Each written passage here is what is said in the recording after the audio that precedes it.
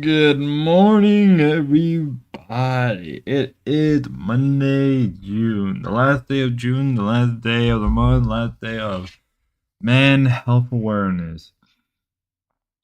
Oh man, I have no clue what I'm doing. I have no clue what I'm planning for today. I just woke up and the first thing that came to mind is why not do a morning stream? You know, get my day started, get my morning started. Right? That's what I should do, right? First thing I do is wake up and let's do a morning stream. Let's get the grind going. Get the grind going early in the morning. Like I woke up like legit 20 minutes ago. Getting my body moving and I was like, first thing, let's get something to do. Let's see if that helps. Don't know what we're gonna talk about at all. Maybe just endless ounces of ink. Sorry, if you hear noise in the background, that's just me starting the day. Looking at some stuff. We can look over. Hopefully everything is working fine. Can't even find my... Fuck me. Oof. Yeah, it's gonna take me a couple minutes to get my blood pumping. I just want to talk for a little bit before we get things going. Right? Getting things going so I can ask myself what am I doing with my life? Who are we gonna cover? I think we're gonna mostly cover the dorps. I think we're gonna cover most of the dorps a little bit today. They look like they made a cover stuff related to even a whole interview with Ruby, with JF. Now that I have a little bit more time to kind of oh, sorry for that. Trying to do something over on Kick real fast. What's can't even talk. Can't even talk. You guys can't see anything here. No, you guys can't. Okay. So after giving myself a little bit more time to just think about everything that happened with the whole JF situation over with Ruby and her interview and how it ended and how things could have ended a lot better. Right? Truthfully, I think that sorry, I'm looking at JF and seeing if he said anything relating to the whole thing. Right? Truthfully, do I think it was a good interview? I think for the most part, what Ruby kind of wanted, I think it did okay. But not even okay. I think it did a lot better because I think going into it, I didn't going into it. I wasn't sure, right? I thought it would be a lot worse than I thought it would. And I even to be an asshole because I felt that like okay, well you got JF who's an who is a person who focused heavily on. Right, you got JF who's focused, who is heavily focused on things like the human biodiversity. He's very much within the right wing sphere of YouTube, right? He's very much focused on that from front, right? That's what it is, right? That's what it is. He's very focused in that particular front of that sphere of the internet and just in that in general, that whole sphere. So when I was looking at it, I felt that all right, well, this can end in many ways. It can end pretty bad. It's gonna end in in some type of disaster, right? But it didn't. It didn't. And I think like early on the interview, I think it went well for I think it went well for Ruby. I think it went well for Ruby really good. At least early on asking questions. Now I was expecting her to ask more things along the line of like human biodiversity. I was expecting things like I was expecting stuff of that nature. I was kind of also expecting her to kind of go into some more political stuff. When they did, I actually kind of found it a lot more. I feel like when people have people like JF on, they try to go hard at that person. They kind of try to shame them or whatever. But Ruby with a lot more understanding. I think Ruby approach to JF and everything was a lot more respectable, and that's something you got to give her props for, right? That's something you got to give her props for at least. That's something you got to give. I have no clue why it's just playing in the background. Gotta give her more props for again for that respectability.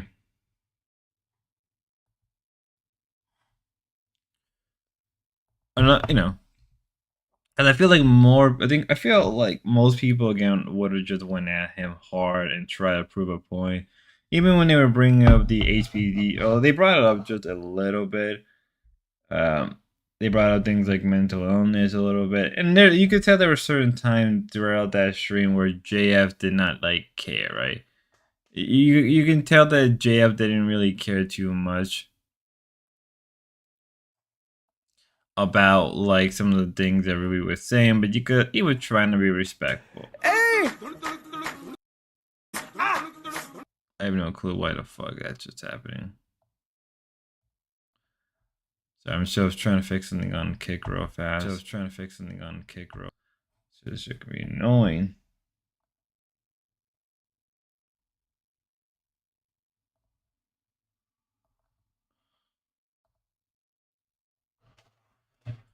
Give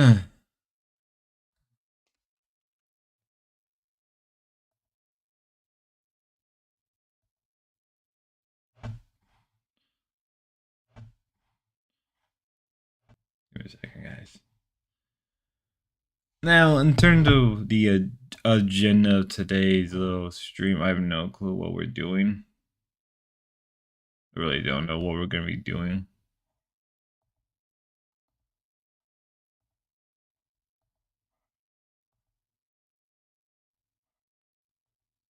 There we go. Fix what I wanted to fix. There we go. Maybe we'll finish off where I was trying to do yesterday, where we read some articles, where I see what's going on. I'll see what's going on X today. If there is any type of threads we can read, anything really going on. There's still a shit ton of related stuff to the whole Ethan Klein stuff. I did a video on it. I think I'm gonna have to do a part 2 video on that stuff because like I read a bunch of tweets related to the Ethan Klein stuff. There's some other stuff related to Tectone or whatever his name is, or yeah, Tectone. the stuff related to him as well. There's a whole lot of news. XQC. There's a whole lot of like crap going on within different people, right? Stuff relating to there's stuff related to like the LTK people. There's stuff relating to Tectoon, Admin Gold. There's a lot of shit going on in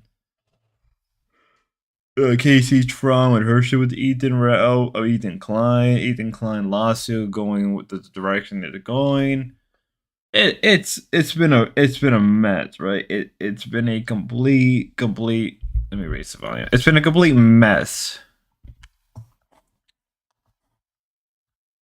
The world's in a mess of disaster and chaos. Getting this coffee in would be my first thing in the morning. Getting my coffee in would be my first thing in the morning. Getting the blood pump. I can tell that this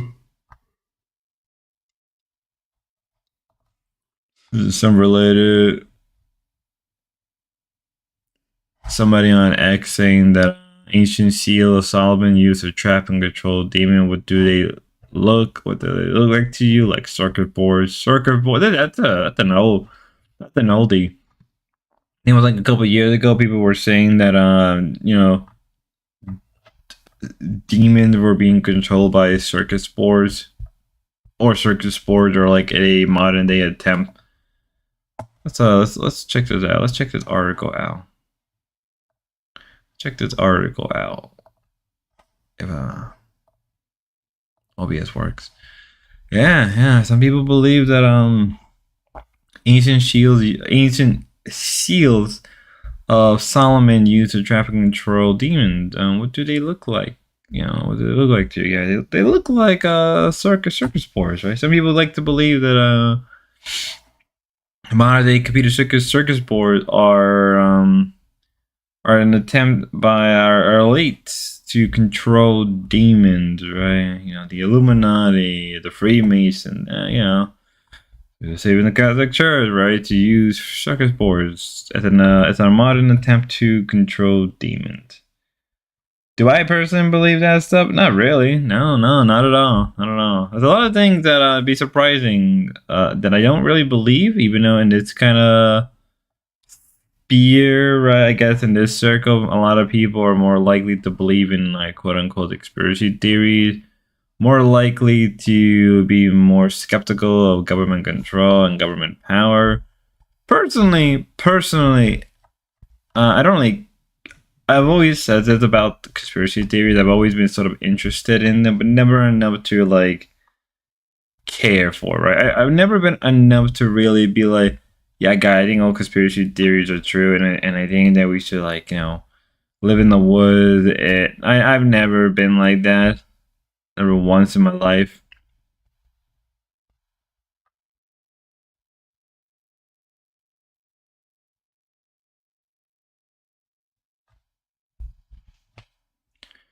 Let's try and see what else we can read off of X. Nothing ever happens, right, guys? Guys, nothing ever happens in the world. Nothing ever happens on the internet. Everything is a psyop. Everything is a control opposition. Everything is, one big psyop of internet. That's all it is right now. Everything's a psyop. Surprisingly, there really isn't that much going on today. There really isn't much.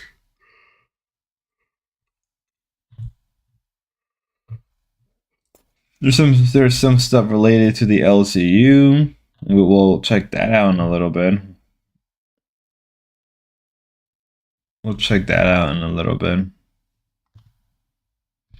Apparently, Rastov quit only to come back right after. Let's watch some of that stuff, right? Let's watch some of. Apparently, in the last couple of minutes of Rastov, he quit and then he came back. But we'll watch some of that too. Get the morning going. that we're moving through a lot of stuff. Now that's a bit of a thread that I wanted to read yesterday, but I was very tired, very out of it. By Brutal Truth Bomb, who, if I remember, is I believe he called himself a communist as well. He made a thread a couple days ago, not even a couple days, like 2 days ago, about an individual. I think his name is Hakim. Hopefully I said his name right. He is a big leftist grifter, as he said. I've seen this guy before. He's like this communist guy from Iran, I believe. Made a bunch of videos, right? Supposedly he's from Iran, and it's exposing him how he's basically kind of like this petty bourgeoisie, right?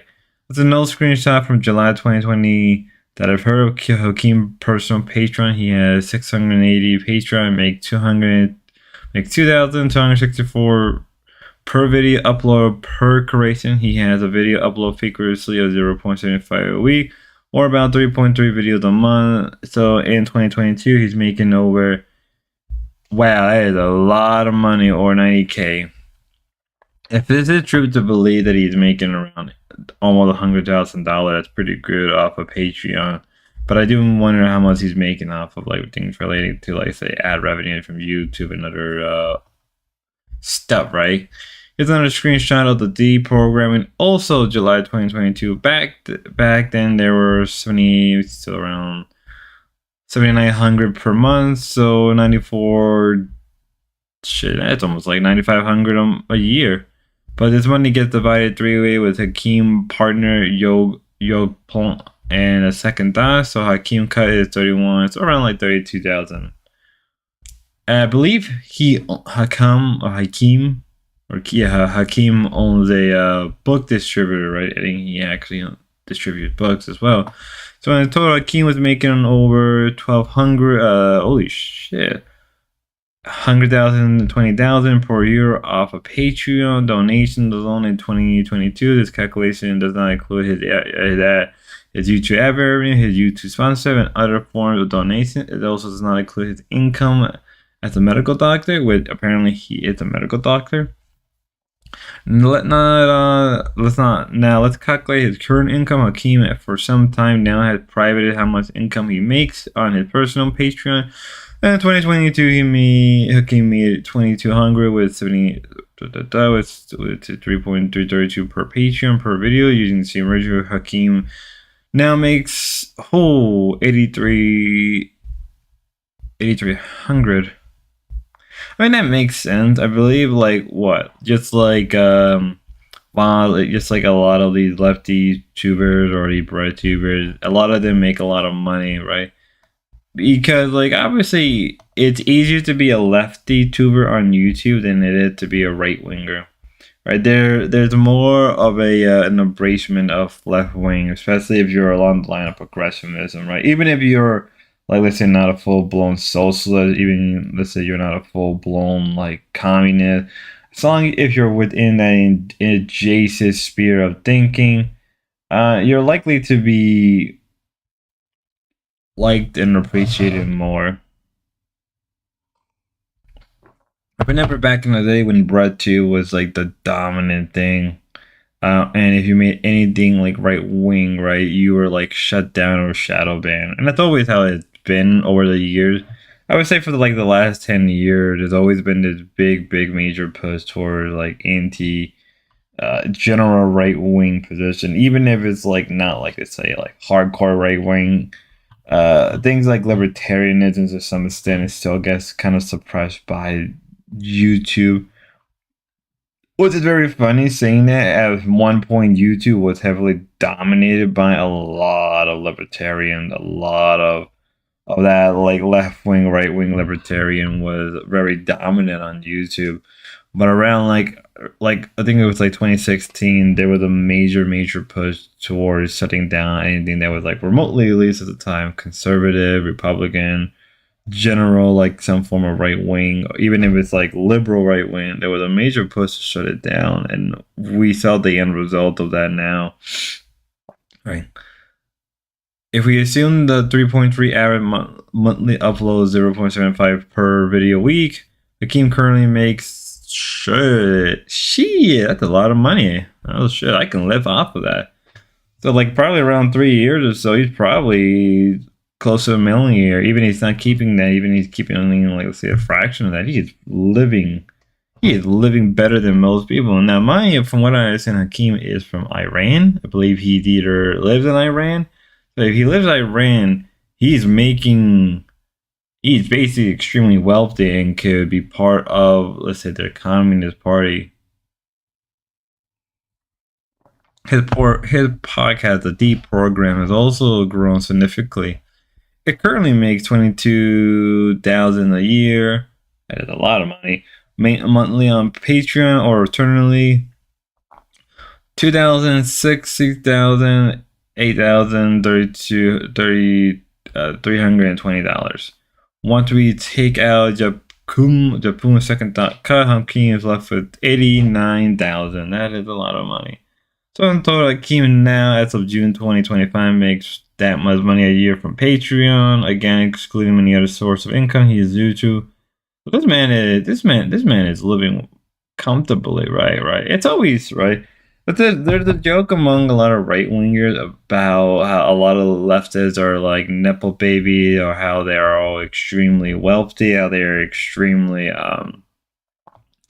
So he's nearly making $1 million probably by like this is almost all together, right? So he's nearly made $1 million just from the what we understand, right? If we include all his source of income and everything, he's probably making a lot more money. He lived in Iraq. Hakeem claimed to live in Iraq, and in 2020 video, he once claimed that he gets harassed by the Iranian-backed militias while on his way to work, aka Iraq PMF, which has many different factions, including anti-Iran ones. But I disagree. The claims are unverified and dubious. I think. Give me a second. I think a claim like that needs to have at least some type of video evidence if he is living in Iraq. I'm not sure what I'm not really sure. I mean, technically, if he lives in Iraq and he's getting US money, he is probably living like a king. But I think it's very common with a lot of leftists, right? You see a lot of leftists who make a lot of money and they end up living like king. They're no different than the bourgeoisie. I mean, to be fair, the bourgeoisie, right, and not even the bourgeoisie, but just in general, a lot of like socialists in America, a lot of socialists for the longest time, they came from some type of middle class background. They were lawyers, right? They were like lawyers or doctors, or they were professor. Like Mao Zedong is the good instant of that as well. Pol Pot, Stalin, obviously, like Lenin, Trotsky. A lot of them come from some type of middle class background. Right? Even in like, let's say, if Friedrich Engels and Marx were of middle class descent. I mean, there's a lot more to that, right? But it is very common. But let's assume Hakeem does indeed live in Iraq. Various sources report an average Iraq income to be more than less than 55 hourly shit, 55 a month, $550 a month, or 66,000, or 6,600 per year. If Hakeem were living in Iraq, he would have oligarch level power, which Patreon income alone, he's among the top 0.01% in Iraq. The average salary in Iraq, right? The income distribution in Iraq. There's nothing inherently wrong with being raised powerful from a high background. Marx, that was a successful lawyer. Engels, a rich factory owner. Lenin was a petty aristocrat, and Mao was a feudal landlord. They all used their class to do good, support the communist. Now, obviously, I'm not a communist in any way. I don't support Marxism.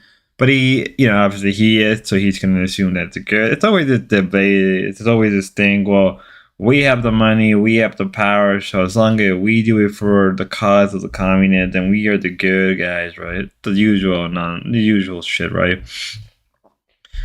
The difference between the Soviet Union and China is that I rose to power from the peasant class, whereas you came from the privileged mandarin class. True.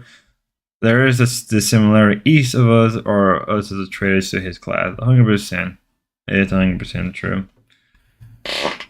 Which is funny, but also which is very quite funny because they are also highly educated people as well. England and London were very highly educated people. Same thing with Marx was very highly educated. Even Mao Zedong, regardless of his brutality towards everything he's committed, was highly educated. Um, basically wasn't even I would even say he was like a feudal landlord. He was a warlord for quite a bit of time and was very educated. I mean, like, I don't think people know this, but Marx was educated in a Catholic school or a Catholic. Yeah, I think he was educated in a Catholic school. It's why how he was able to gain such a high level of education. And I believe most of the Chinese warlords at that time were either educated within the Mandarin or they were educated in some type of religious school from Western education. So I believe the national leader of China, I think he was also educated either by some Protestant school, private Protestant school, or a private Catholic school. I know that for a fact. The father of China, I think, I can't think of his name as well. The one who kind of wanted a more Republican, liberalized China. I believe he converted to Protestantism, but I believe he himself, I think he was. I think he went to a Catholic or private or Protestant school, and that's how he was able to gain his education. It's very common actually for a lot of these people, right? And the reason for the reason behind it is, I know in America Catholic schools get a lot of shit, but in Europe, especially right before before World War II, a lot of the leaders were heavily educated in some type of private school, right? Because at the time, Catholic education was highly praised because it was very different. I believe, unlike a lot of public schools, right? I believe back then Catholic education had a different form of philosophy in terms of studying, right? I'm not sure. I never went to a Catholic school. This is just what I picked up. So what does Hakeem do with this massive income? The answer is nothing. No party, no organization, no nothing. Just shitting out podcast video narrative of Wikipedia or Twitter thread post.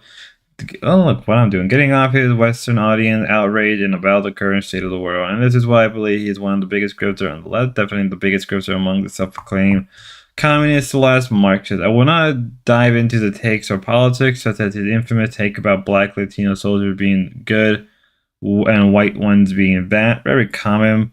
Well, to be fair, you gotta understand that he's from Iraq, so he has sort of disdain towards, say, white soldiers, which is comical coming from him. Good point. If Hakim really serious about organizing Arab, why isn't he making content for us Arab? I guess it won't be profitable. Well, I believe things like Arab socialism and Arab nationalism. Well, I know Arab nationalism would always be heavily popular, but the problem is that a lot of Arab nationalists are either very secular or they're very much focused toward a single Islamic group. Lots of crying in the replies in quote tweet. The dread I recently learned a lot about the Turkish Communist Party, the TKP. I'm not gonna even try to pronounce that. In this thread, I wanted to recap something I found out about them from an interview with a member and why I think they may be one of the best rising Communist Party. It depends on if honestly the only reason if the what they call it if the TKP were to rise, they would have to compete with the rising of Islam in Turkey, which is a very big thing for them to even for the KTP to probably be successful in Turkey. They would have to be very much more towards an Ataturk approach rather than the rising sort of like revival of the Ottoman Islamic rule that we may start to see in the coming future. Again, I think that's where Turkey is probably aiming at. It is aiming towards that general direction. The rise of threat following Putin's latest blunder in Ukrainian war, economic mismanagement, and the upcoming election. The KPRF has announced a new direction, increasing opposition to United Russia. Well, the thing about it is, I don't even think it matters if about the KPRF. I think most people in Russia probably don't even care about Communist Party LA, KPF. Look, he had the ACP, the new American Communist Party, the one that is being backed by infrared. If anyone knows who he is, the Citizens Central. So the century of Muslim humanity is not a military coup regime. It is not Islamization. It is not monarchism. It is not liberalism. It is not communism. I have no clue how you pronounce it. It is communism. It is a take note from China. So I guess brutal truth bomb is Islamic. I mean, Islamic socialism is very popular among, at least from what I think, probably much more with more westernized, educated Muslims are a lot more likely to be more Islamic. After seeing the reactions to the trip, the leftists should never ever cry again and complain about clowns like the Sun Piker buying a $3 million maximum like you're just gelatin pocket watching. Get your money up. It's very capitalistic, right? That's very liberal to say that you're just gelatin pocket watching. Almost along the line of the if there's the petty bourgeoisie, then there's obviously the down and trowel proletarian. I can't remember. There's a term among communists and socialists and Marxists to refer to the lumping proletariat, right? The drag of society. If anyone remember when, like a couple of years ago, I believe it was like maybe 8 9 years ago. If Get Crack is away, I think he may have remembered it. But there was a very much big thing for what is it, biolenism. That was a really really big thing. No room to type all this, so I added an extra no. Lots of idiots didn't even read the thread and think this is about pocket watching when it is entirely about Hakeem and the second time, whatever. Inaction despite their huge audience and big money. Well, what ends up happening is that a lot of these people, want to get money. They don't care about the movement. To them, it's like a dress-up game. That's all what it is to them. It's just a game of dressing up and looking nice to appeal to an audience of people that really are that dumb. Besides the idiot who can't read, the few people who did read will still complain and are doing QAnon but leftist style logic. How do you know he's not organizing? He's organizing something big in Iraq. Trust the plan. Trust the plan. The Patriots are in control. I'll believe it when I see it, but Akeem needs to be anonymous of his own safety. Anonymous from who? The state can easily find out who the hell you are if you want. Akeem has over 300K subscribers on YouTube. Makes almost $500,000 money from Patreon. If Akeem really lives in Iraq, he is rich enough to be an oligarch and hire for himself a private military. His page, I mean, he could do that, but probably use you or somebody will find out and just completely shut down everything. But the amount of money he is probably making would actually still be enough to privately fund. But at that time, if he is using his money to build, say, some type of communist movement in China, it should have enough backing and money where it doesn't really need Western money. But opposite, that's never going to happen. Plus, Hakeem probably doesn't live in Iraq, and he caters to a Western audience, English-speaking audience. Despite his huge audience and boatload of cat, he has not once joined, funded, or credited, or lead any party to public knowledge. Nor has he endorsed anything of his huge audience to join. Neither Hakeem nor Yahoo or Second Thought have done the bare minimum of endorsing any party, despite having a huge following. And that is also very common. I think Hassan Piker would probably try to to the same boat with the Democratic Party. Gotta be careful. Hopefully I'm not showing anything bad. Okay, never mind. I'll keep it very simple for the idiot who can't read. One, Hakeem the second and Hugo Bull has enough money. Hakeem the second, whatever, have a huge audience. Why do they not organize? My anonymous does not matter. They own a huge channel. The government can easily find who. Yep, they could. And as always, this freaking idiot, Palmfulus, whatever you want to call it, whatever his how you say his freaking name. I only seen you punch left, bro. BTO. Yeah, this is like if you don't know who he is, he's an interesting fella. He's quite an interesting fella, in my honest opinion. He's just like weird leftist. I think he's like a Amerindian from Peru or something. He has a tendency to like I don't hate the leftist, that could be said, but he has this weird tendency to just kind of like, how can I say, he has this weird tendency to always like obviously dog whistling, signaling for the left. Why wouldn't he? Because he's the leftist. But also, like a lot of his takes are completely dumb as hell, like an idiot.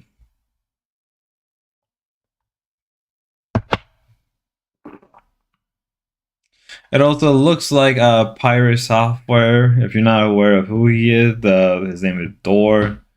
He's that streamer who that was one of the main lead directors in Blizzard. Not lead director in Blizzard. One of the major programmer in Blizzard. If you guys remember the episode of South Park where he did the whole World of Warcraft, and he's that fat guy who's just sitting there and playing the game. He's that guy's father. Yeah, it's a real guy. Who would have guessed? Dora even straight up said like, "What's this?" Oh look, we got this boss girl, right? Let's see what this about. Let's see what this about. Let's watch some slime. Let's watch some. Hopefully there's no copyright. Okay, I'm gonna just shut that down. Let Q communed. We made it to our corporate. Oh my god. Toasty out there. It's hot. Oh my god, guys. Checkpoint 2. Sweaty. Enjoy your fridge, friend. A girl is parched. Why am I watching this? Why do I hate myself this much? Actually dead. Oh my god. I ain't gonna let you look below body. Setting up my station. Wee! Out off to eat my small lunch alone. Oh, she's alone, guys. She needs a friend. She needs a friend, guys. Should why don't you guys should why don't you guys should go out there, meet her up, and have fun.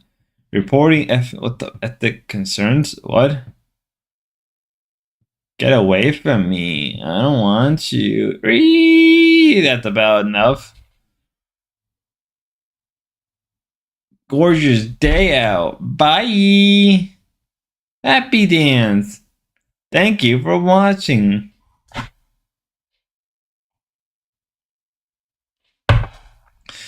God, I wish it was in the afternoon. I wish it was like 7 o'clock in the afternoon. I could put some liquor in my coffee and then I can just start complaining about everything.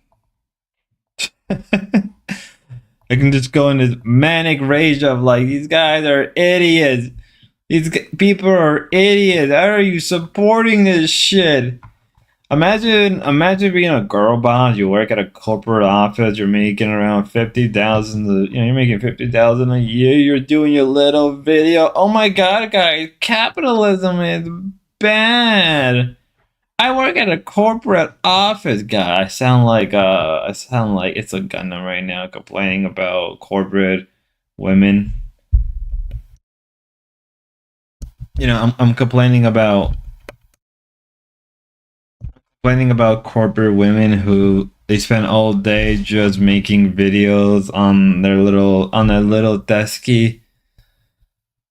Oh look, a Muslim woman. Oh, breaking news! A Muslim woman is extremely angry because the British government temporarily put her and her 4 children in a container until she gets a free house. This is a mental torture. Person, they should never have offered this ridiculous place. We are not animal. We deserve a home. Yeah, a Muslim woman who coming from, it's not like it's always that. I'm trying to be nice, guy. Oh, it looks like the current. It looks like the current mayor of New York City. Oh yeah, there was a pride parade yesterday. Guys, it is mental awareness. We need to be aware of men.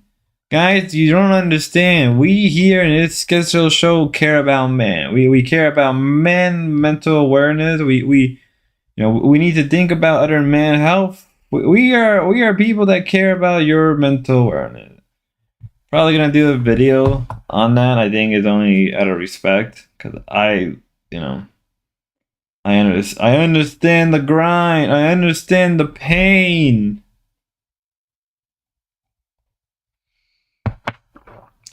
Communist in, communist out. Consider how obvious a privilege it is. Consider how obvious a privilege it is when angels are present. I'm reading some random thing from St. John. So I'm not. I don't pronounce things properly. We do not pronounce stuff here properly.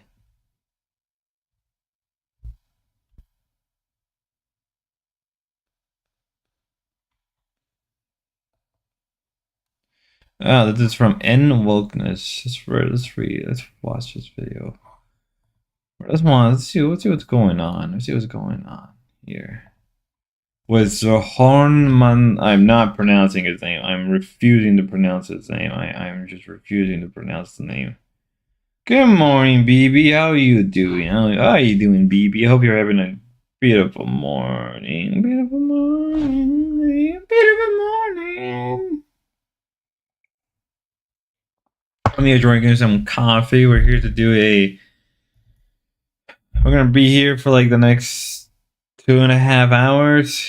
Right. We're gonna do a 3 hour, maybe a 4 hour stream. I don't know. Let's do that. Let's do it too.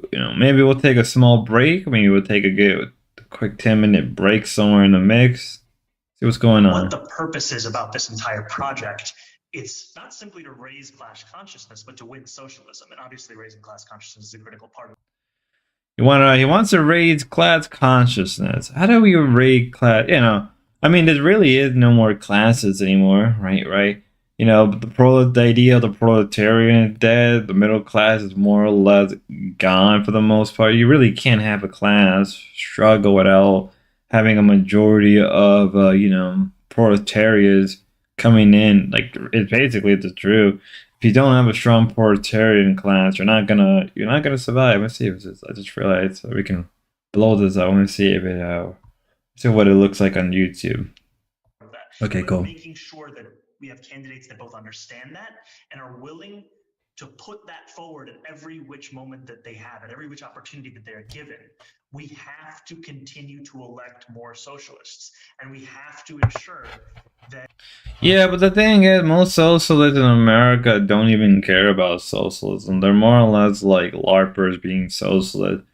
It's like there's not even a strong socialist leader in the modern day that people can rally behind, right? Voss is a degenerate. Hassan Piker is a literal psyops to the left-wing movement, right? I don't even think he even cares for Palestine. I really don't, right? There's really no big-name socialist leader in the modern day. Socialism, for the most part of the 21st century, it's literally dead, right? Everybody's trying to be the next Mark. Everybody's trying to be the next Lenin or the Engel, or the next Mao Zedong. Maybe like the only one I could think of is like maybe in for like people who are more or less creating political parties. Maybe they could be the next potential forerunner, but even then, it's not even that by that much. And as things are going with Donald Trump, we may see post-liberal world emerge sooner than we think. Personally, I would like to see that. We are unapologetic about our socialism. There are also other issues that we firmly believe in, whether it's BDS, right, or whether it's the end goal of ceasing the means of production, where we do not have the same level of support at this. Well, what even is the means of production in America? Like, what even is that in America, right? Like, that's a question that many socialists need to ask themselves. What is considered the mean? Because there's almost no factories in America, right? There's no factories in America to own the means of production. And a lot of Americans are like, and the thing about that is a lot of Americans are most Americans either work in a corporate office. How is that factory work? That isn't, right? You're not really owning anything. You really are with the corporate, right? Because they can just offload all the information somewhere else, right? And most people who are considered like socialists or left wing are like, well, they have expensive ass systems like PCs, and they mostly work at their homes. Some of them are like programmers. How do you even own the means of production at that point? You don't. There is no means of production to own. Like maybe you live in a third world country, but even then, like when we look at like how people what is that? When we look at like maybe socialist movement and how they interpreted the means of production, yeah, you want to even include right wing socialism and like things of the big F word and those movement and how they interpreted the means of production, it shows very much different. I would say like in Germany, the means of production were the German people and really the German state was the means of production, right? In Russia, but I can't remember who said this best, but in Russia, the means of production was the serf, the peasant, the infrastructure, the empire was the means of production. In China, with Mao Zedong, the means of production it was the Han Chinese. They were the means of production, right? But when you get into like places in America, what is the means of production? I would say the means of production in America is money. The stock market is the means of production. That's why certain socialists believe that investing your money in the stock market is like it's an attempt of acceleratism, or even what is it called? I can't even talk. Let's move on. And what I want to say is that it is critical that in the way that we organize, in the way that we set up our work and our priorities, that we do not leave any one issue for the other, that we do not meet a moment and only look at what people are ready for, but that we are doing both of these things in tandem, because it is critical. Oh God, spill coffee on myself. And to also organize for what is correct and for what is right, and to ensure that over time we can bring people to that issue. The ramifications of victory here is the difference between life and death for so many of our brothers, sisters, and family beyond the binary across this borough of Queens. It's the difference between having cash bail anymore or not. It's the difference between having sex work be decriminalized. Sex work isn't work. I don't understand why so many I mean, I understand why they do it, right? Because they're the lumpen proletariat. They're the downtrodden. They're useful idiot, right? This guy is supposedly a Muslim, right? I believe he's a Shiite, right? He's a Shiite Muslim who unironically believes in sex work. It was obviously that's not the case. It's just a freaking grip. That we fight as socialists, we need to remember what the stakes are and ground ourselves in them, and why those stakes are important and critical to us as individuals. Imagine him winning. Oh wait, he did win. He did win the New York City election. He won the New York City election, ladies and gentlemen. New York is cooked.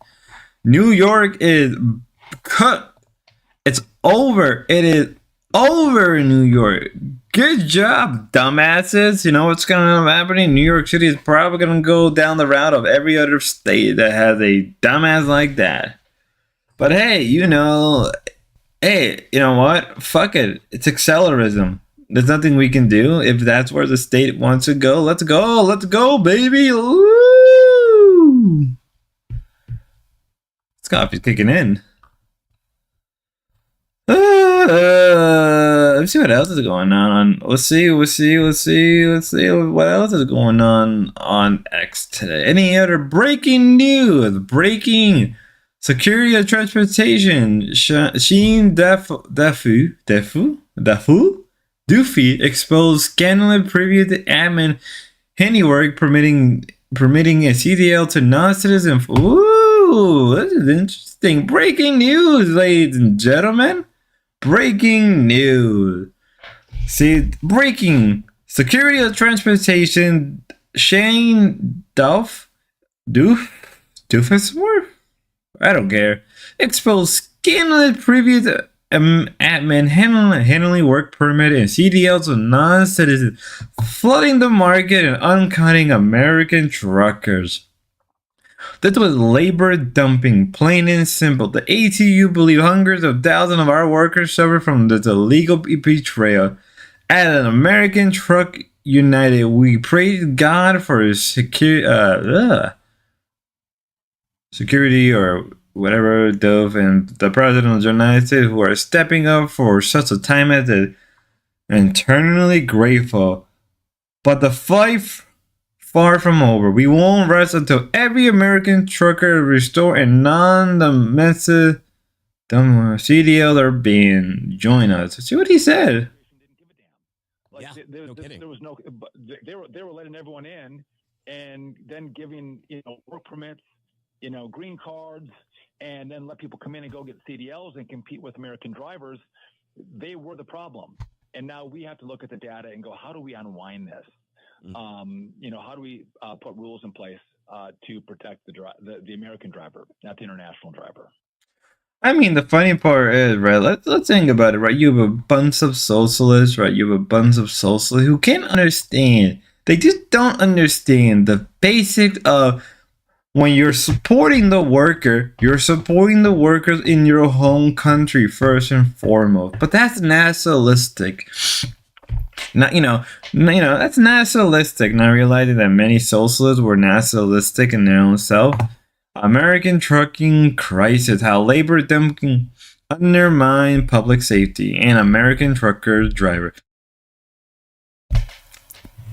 help protect the highway and defend American jobs from visa abuse. EAD, HB1B, H2B1, B1/B2, and EB3.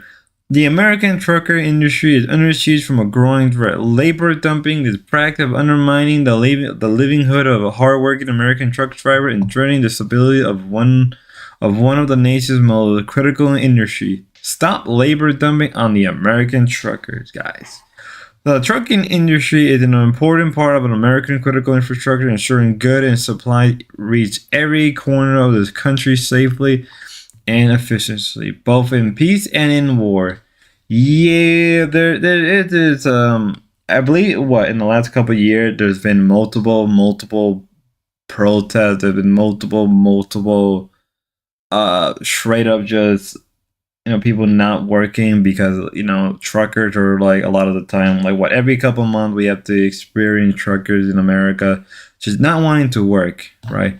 Labor dumping is forcing down wages, shutting truckers companies, raising our accidental rate, increasing fraud, increasing pollution, and undermining this critical industry. I mean, from my own experience with working with, not really with trucking, but from what I've experienced over the years, I've noticed that truckers who are from out of countries are not the best. They are very much insufferable to work with. I'm just telling you the truth for what it is worth. I work, right, one of my jobs, right, we were inbound. Yeah, we were inbound, right? And we had a lot of truckers, and I will tell you this: the truckers who were more from America were probably some of the best I've ever worked with, some of the best. But truckers who were from out of country that did not speak even the most basic amount of English were almost insufferable to work with. Do people find that kind of offensive? I don't give a fuck. Sorry to say this. If you ever work with people who are out of country and that don't speak a lick of English, they are sometimes extremely insufferable to work with. It's just the truth. People don't want to hear it. I don't even care anymore. I've always been an individual who's been very much focused on first American. I guess I'm one of those American first people, which I'm not going to deny. Oh, something from AF. President Trump is developing a temporary pass for illegal hotel and farm workers to stay in the U.S. God damn it, Trump. According to Fox interview, Maria Bottomuria, I am not saying that name. Even if they enter the country incorrectly, business owners will decide whether they can receive a temporal pass. Oh, that's like a spit in the face.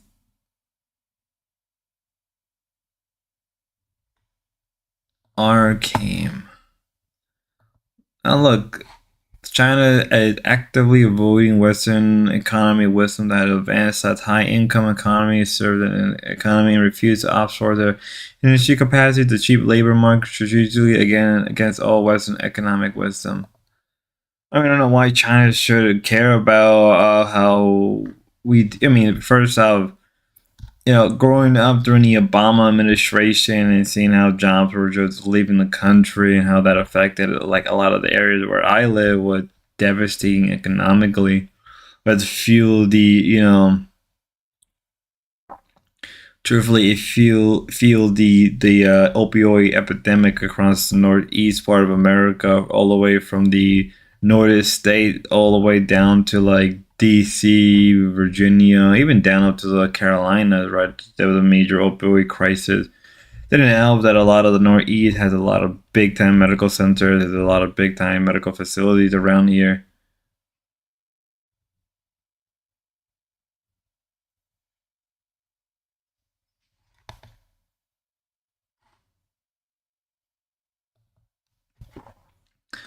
Paying $20 for a gun, the RX gun tank, that's fucking brutal.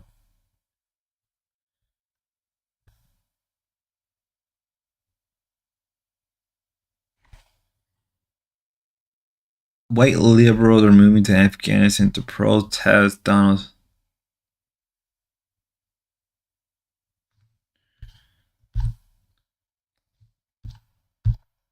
Let's see what else is going on. Let's see more breaking news. I don't know why I'm saying it like that. I hope you guys enjoy my breaking news segment where I just randomly scream out breaking news.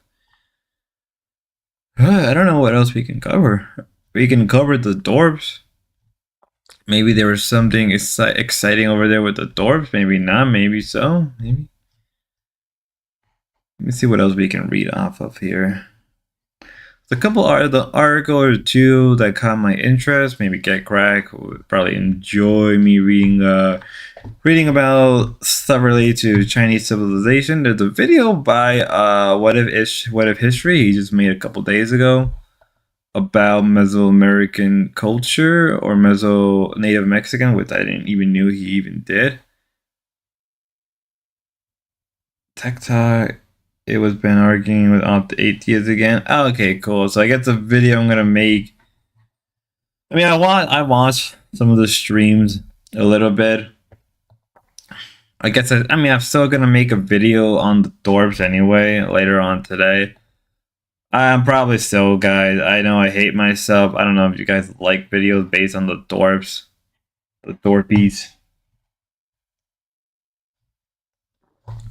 I don't know if you guys liked the little interview between AF and Ruby. I don't know if you guys enjoyed it. I thought it was quite interesting, but I also felt it could have been better.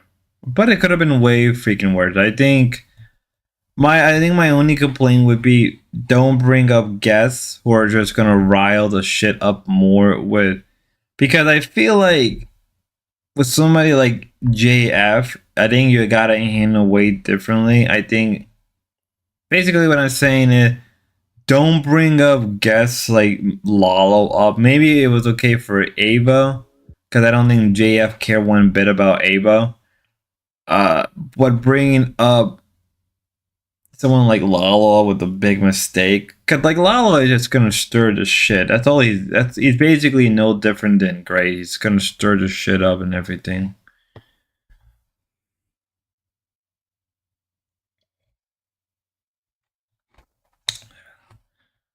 Let's watch like the last couple minutes of Locale Live, where I guess Ruby, I say Ruby. I guess Boogie stirs the shit with.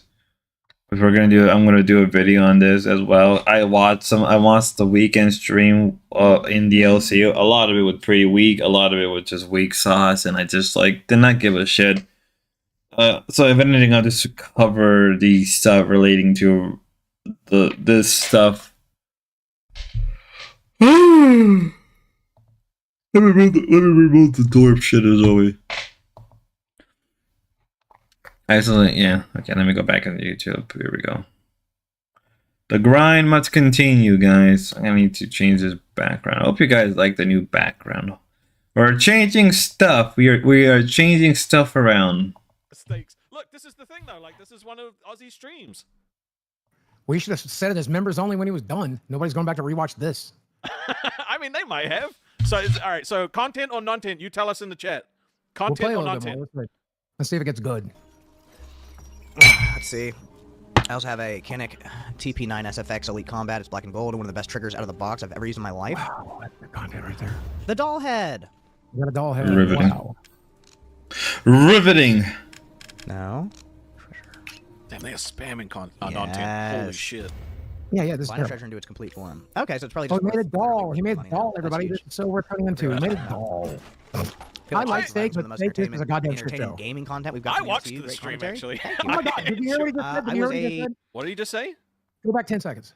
Gaming stream from the. I feel like Steak is providing some of the most entertaining gaming content we've got from the LCU. Great commentary. Thank you. I appreciate it. This is the most entertaining gaming content from the LCU. Proof that we should not be doing gaming content then. Proof. Right there. Look, I mean, my horror streams were Chef's Kiss bangers, man. Like, people love that shit. Bring one up. Let's see if it's content or nonsense. Let's go. Oh, fuck. All right. I shouldn't have said anything. That was stupid of me. That was No, really, Rusty. No, I don't even know. Oh my don't. god, I look so different. The skullet was terrible. Why did you guys let me do that? It was funny. I don't even know where. It is probably the funniest thing you did in the LCU, actually. So far. All right, so we're just going to click on it. We're just going to click randomly, and this is me playing Visage, I guess. We're going to see if it's content or non-tent, if it loads. Is it going to load? Apparently it's so bad, YouTube archived it. All right. I feel like I'm going to need to pick up another lighter. This game was scary as shit, by the way. All right, well, like, it's good to know that this place is, like, stocked, right? So... Yeah, I think you look better now. I don't know. Hold on. Yeah, by a lot. What do you guys think? Do I look better now, or did I look better before? Because like that fucking mustache was crazy. I can't believe I used to look like that. This is so weird. It's like looking at a different person. All right, Riveting content. You're stomping around a dark room. Nobody cares. Riveting content. Riveting. There were better parts. Let me speed it up just a little bit. Actually, I don't even want to watch me playing this again. So yeah, we could. Morning, Spot. Morning, Richie. How are local numbers in general? I stopped watching entirely after Fat Cat declining. Yeah, their numbers have been declining. They've been struggling the last couple. I would say the last 2 weeks they've been struggling. But I think anything related to the LCU, even like Becky numbers are kind of struggling. They're not even like hitting the number that they really want. You can tell. I don't even know how the fuck they get donation. I literally do not understand how many people donate to Becky. Like, imagine donating to Becky, because their numbers are not even doing better. Even, for a lot of reasons, both groups are not doing as good as they really should be. I mean, hell, they're Local Live. I mean, at this point, they should just bring back freaking Wings of Redemption. Like, I really, really, really do think they need to bring back Wings of Redemption in some capacity. Right, they should have never fired. Right, Keemstar should have never kowtowed. Like, I don't even care. I'm sorry to say this, and I will always, maybe in a way, I may stand by it. But being a moral F-slur when you're a local never works in your favor. It just fucking doesn't. Like, holy shit, Keem. You're like, I don't want to kowtow to cancel culture. Cancel culture is bad. Wings won't go back. He's been offered to return many times. Well, the only reason he won't go back is because the way they handle the whole thing of him coming back. Wings was the key to the trio. Yes, Wing was the key of the trio. He was the main reason why a lot of people came to watch. Guess what? You fucked that up, Keem. Like, as I said before, kowtowing to the sense of morality when let's be real, Keem should not be the arbiter. Let's be fair, none of us are the arbiter of morality on the internet. None of us are any better than each other, right? I would always state that where each and every one of us are one step closer to being a local if things don't go right. Literally. I would even say that most people who come from the Dorposphere are like locals in their own right. Hate me for that, right? Hate me for that, saying that. But I'm right. Most people that come, I fuck with Wings, he was the only one who publicly took a stand for the truth, 100%. 100%. Not even that, Richie. It's like, it's... The whole thing with the LCU biggest issue was keeping Michael around. The fact that Micah was so heavy with the whole scripting and outlining things devastated the LCU. It was fine once in a while. I don't think people care. Right? But it just became too much after a while. He was just self-aware that the whole thing is a shit show and they made fun of it and they made it funny. Yeah. Like, I miss when it was a shit show. I miss when things went wrong. I miss when they would freak out and be genuine about it rather than what they're doing now. I mean, I still cover them. I still watch them. Like, watching the other shows, right? I watch Cafe because I like Ken. It's very honest. I watch Dolls because it's hilarious to watch these girls fight it out and duke it out because, let's be real, every man enjoys a good cat fight. Nerd, I don't even know what the fuck Nerds is, though I hate Mike, the only one who publicly took the other side. Ironically, wow. Wow, Mike, you fuck over Wings. You know, Wings who took your side among when you were being rightfully called a PDF. Remember that, guys? Remember that when everybody was being called out, when Mike was being called out a PDF, rightfully so, and remember when Dick Gemini and Becky were willingly defending him, Savage even. As much as I do enjoy Savage content, there's always will be that stain of reminder of like, oh yeah, you defended him. And I'm not trying to be a moral absolute. I'm really, really not trying to be because I don't think I should be. I'm not a man of moral. I shouldn't be the arbiter of morality. But there's that reminder. It will always be lingering in the back of my mind. Always be there. Okay, let's continue with these fat idiots. Just say it's non-tint and move on. Yeah, because all right, let's play on hard mode real quick. Bring up Locale Live. Right. Go back 7 rows down, and you pick the video off that row. Let's see. I'm just gonna. I don't even know. It's gotta be random. Okay, now go 33 minutes forward. 33 forward. All right, so this is content or non-tint Locale Live edition.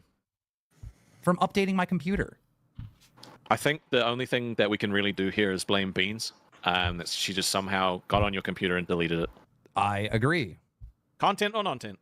I agree. It's a shame you can't extra ban her because I found she it. Probably deserves it. I found where it got moved. 1 minute. I have it. I have the main one. Bear with me. It was the same thing with the wallpaper at the start of the show, ladies and gentlemen. I had to fucking update that right away too. All right. Well, we're gonna have another shit show, ladies and gentlemen. Are you excited? Another fucking horrible fucking show, a garbage show. I'm so ecstatic. He was so hyped this morning. You don't understand. I was in such a good mood, like all day. Got all my fucking. This is not even the right fucking. What is this dumb shit? This one doesn't say local. Are they supposed to say Locale Live or no? I can't remember. What do you think, Boogie? What do you think? Instantly locked in, even though it was Keemstar. Just because it was Keemstar alone, he was getting angry.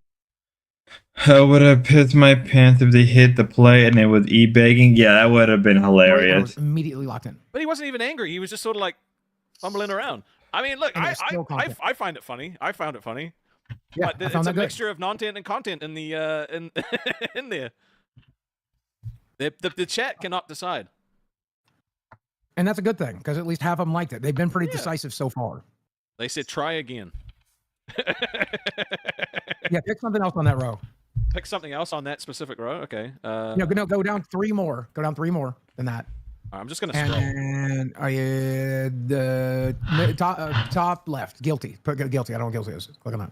Guilty. 47. Holy shit, that's fucking loud. Content or non-tint? Let's go. Heard him call into enough shows to really gauge this guy, but all this shit is bullshit. What he's saying. To that. Kelly and Wings are still together. Kelly seems to be not only okay with everything, but wanting to progress and move on with everything. And Kelly is trying to move on with everything. And Kelly, She's his wife, of course. Yes, and she's right. And well, we are going to interject what's right in this. So we have to now have the conversation of what's right. So they have to interject with the conversation are right. Reminder. They defended Mike. They defended Mike behind the kid. Stand up for what's right. Holy shit. What's up, boss? What's up, boss? I'm gonna be back. I'm just waiting for my company to leave, and I'm gonna join y'all. Yay! Give me like 30 minutes to an hour. Let's go. See you in 30 minutes to an hour. 30 minutes to an hour? Okay.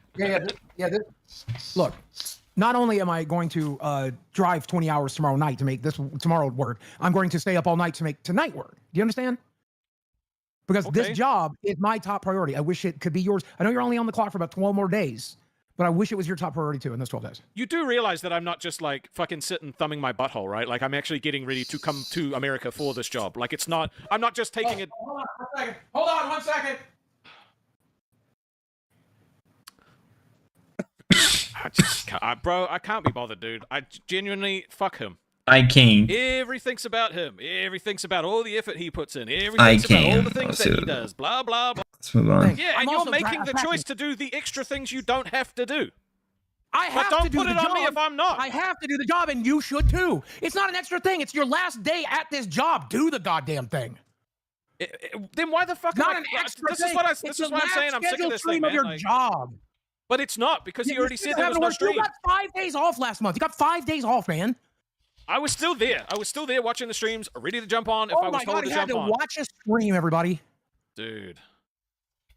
Don't put your fucking shit on me, bro. If you choose to do that, you choose to do that. I'm going to do the job. I like the job. I will do the job. I like the job. I wish you liked it. I liked it better when your mama was here, bro. Good. Bring him back. Hey, he left. Bring him back. Ask him. Text him. Maybe he can pick you up at the airport. Maybe he can pick you up at the airport. If you keep fucking going on with this bullshit, I'm just not gonna come. Oh, I already called that. Hey, did I call that yesterday or what, boys? No, I'm not gonna let you fucking sit there and threaten to leave me fucking stranded at an airport. I didn't ask you to put me up. I didn't ask you to pick me up. I didn't ask for any of that shit. I got told this is what was happening. I got told I'm doing this for you. Fuck you. I'm not gonna let you fucking bully me because of this bullshit. All right, if you've got a problem, bully me. It's your problem. I'm sorry, but there's a certain point where you have to tell Rastov, like, grow a fucking pair of balls. Like, I get it, like, oh, who's gonna deal with Boogie's bullshit? Just bring up his past. Like, all you gotta do to piss off Boogie is just, like, really hammer in a lot of stuff. Like, bring up Desi. Like, if he bitches and complain, that's his own fault. You know, make content out of this shit. Like, don't bitch and complain. Just rail on him. Like, show him who's boss. Make him your bitch. Holy shit, it's not that hard. It really isn't. If he kicks you off stream, hey, that's his own fucking fault. He bans you off your server, then that means you win. But I don't think Rastov understands that. I'm happy to go. I'm keen as to go. I'm looking forward to it. I'm nervous about the flight because I've not flown fucking by myself as an adult before. At Jamesy1318 super chatted $27.10. Rastov, man, you're too weak with all these guys. You let everyone else come on here making it about themselves and be boring as food. It kills the vibe for the whole show. Yeah, I mean, this is his show. Like, I can't stop him from jumping up on his show. Sure He's left like 3 times. Oh, for fuck's sake, bro. I can't be... Dude, I seriously can't be fucked. Like, actually. All right? Actually, I listened to the boss. The boss says, there's no fucking shows today. There's no fucking shows on Monday. So someone else has to take the time slot. So Boogie's like, you know what I'm going to do? I'm going to try and fucking plan a show. Like, we're meant to be picking who's taking the time slot. And he's like, well, I'm just going to stream anyway. And then he fucking makes a decision and then tries to fucking guilt trip me on it by being like, well, I'm doing all of these things for you.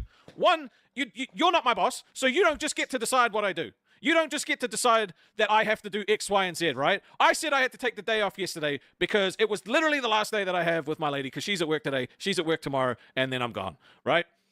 She couldn't get the days off today and tomorrow, so I had to spend yesterday with her. I wanted to spend yesterday with her because I'm going to fucking miss her, all right? I'm going to miss her like hell. I've never been apart from her since we've been together. I haven't, okay? Let's sign out. It's actually very beautiful that Rastov is that dedicated to his woman. Respect. And so he couldn't fucking set up the stream properly, so that becomes my fault. That becomes my fucking problem. No, it's your problem. You just... Jesus Christ, Rastov, shut the fuck up. Holy shit, dude. Grow a fucking pair of balls. Oh, Boogie fuck up the stream. Oh, Boogie's complaining. Like, shut the fuck up and do your fucking job. At least Jordy, at least Wing the Redemption had the balls to scream at Boogie and tell him to, like, grow the fuck up. Holy shit, Rastov. Boogie said something to me. Boogie made fun of me. Boogie did, like, grow the fuck up, dude. No one gives a fuck. Grow a pair of balls, you fucking Aussie, you fucking New Zealand. Like, oh my god, Boogie says it to me. He fucked up the stream. He's blaming shit on me. oh no, like girl, dude, when are you gonna learn? Like, when are you gonna learn that this just really is like low-cal mentality a lot of the time? Like, I don't even give a fuck. You know what? Fuck it. I don't even care because like none of these people deserve your respect to some degree, right? None of these people. All these people do is bitch and complain about the same shit. Rats up. You're a grown ass man. You're in your like what, early 30s, late 20s. Just fucking call Boogie up. Don't complain. Just wait for him to come back. Fuck with him a little bit. Show him who bought. If he rage quits and leaves the server for a little bit, that means you win. When are you gonna learn? When are you gonna learn? When are you gonna learn that your actions have consequences? Rest up. Decided that you wanted to stream yesterday on your own. You decided that you wanted to do the fucking solo stream with your friends. If you couldn't set it up, that's your fucking problem. He never once told me he was having a problem. He just asked me if I was going to show up. That's all he did. And I said, yeah, if I have time, I'll show up. You're right. I decide if I stream tomorrow. I decide if I'm going to be at the Buffalo Airport tomorrow too, huh? Don't it? Turns out I decide who sleeps in the Airbnb that's my name. You're right. I do make those decisions. You're right. But you can't do me any fucking favors, but I'll do a bunch for you. That sounds about right. That's not how this works, though. You can't just like... Yeah, clearly fucking not. I do everything, and you say thank you sometimes. And then when I asked you for a favor last night, oh, I can't be fucked. I can't be fucked. I asked you for a favor tomorrow, I can't be fucked. I gotta print things out. It reminds me how Sticky Bruce. I can't be fucked. I can't be fucked. I can't be this every day. It sucks. Go. This isn't fun. This isn't enjoyable for anybody. It's not enjoyable for me. I don't care either. Good. After a week of this, I don't care either. Good. Don't care. I don't want you to care. I don't need you to care. I don't. I promise you I don't.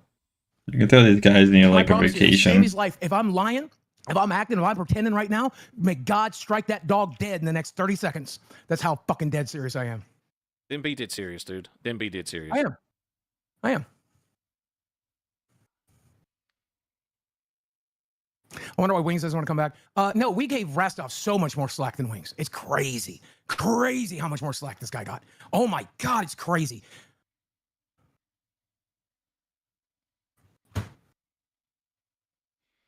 Crazy. It's so crazy. To try to change this man's life. Crazy, guys. It's crazy. But I'm glad we didn't. Glad we didn't change Rasty's life. You can tell Rastov is pissed. Like, cool.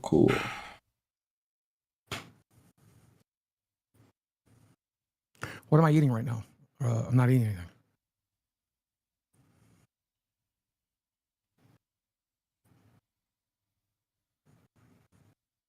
It's called winding down the clock, boys. That's what he's doing. It's winding down the clock. No, I mean, you completely derailed everything that I wanted to do today. You told me I was going to be by myself. Now I'm not by myself, right? Like, I was told I had to be here. I was told I had to be here because you can't carry a show. That's you don't think I'd rather be packing? You don't think I'd rather be packing? You don't think I'd rather be spending a day with my girl gathering my things? You don't think I'd rather be doing that? Well, you don't think I wouldn't like a day off? You don't think I'd like to leave on time tomorrow? This is the job, dude. This is the job. The job is to show up on time, entertain, and make money, have fun doing it. And yes, I'm having fun up until the point that I asked you again for the third time for this favor, and I'll come be fucked, but don't forget to see me at the airport. Okay, I will. I can't be fucked. I can't be fucked. I can't be fucked. I can't be fucked dealing with you constantly doing this to me every fucking day. What constantly every day? This is the last chance. This was the last chance to pay me back the favor. This was your last fucking chance, and you say no. So guess what? Fuck the airport. Stay in New Zealand. Stay in Australia. Fine, I will. I'm not coming. Fuck you. Nice job, Boogie, you dumbass. Always starting fights that you can't even win. Whoa, holy shit. I almost got myself copyrighted. This one's the other one. This one's the one that came right after that. Where that helps. How about Tuesday? What's this because, one? Apparently Rastov has quit. We are live. Who's this thing for beer with the like chair? Sells cab crash out. His name is Rastov. He's part of the LCU. He's part of Local Live and all that. He's one of the main hosts currently. It's a lot of like usual fake bullshit they do every other day. That's for them to gain viewers and donations. It's the usual local stuff. Local. There's only local. We only hear. We'll be right back, ladies and gentlemen. I need to get another cup of coffee. I need to get my shake, my little protein shake to get my day started. The coffee is kicking in. Let's go. We'll be right back.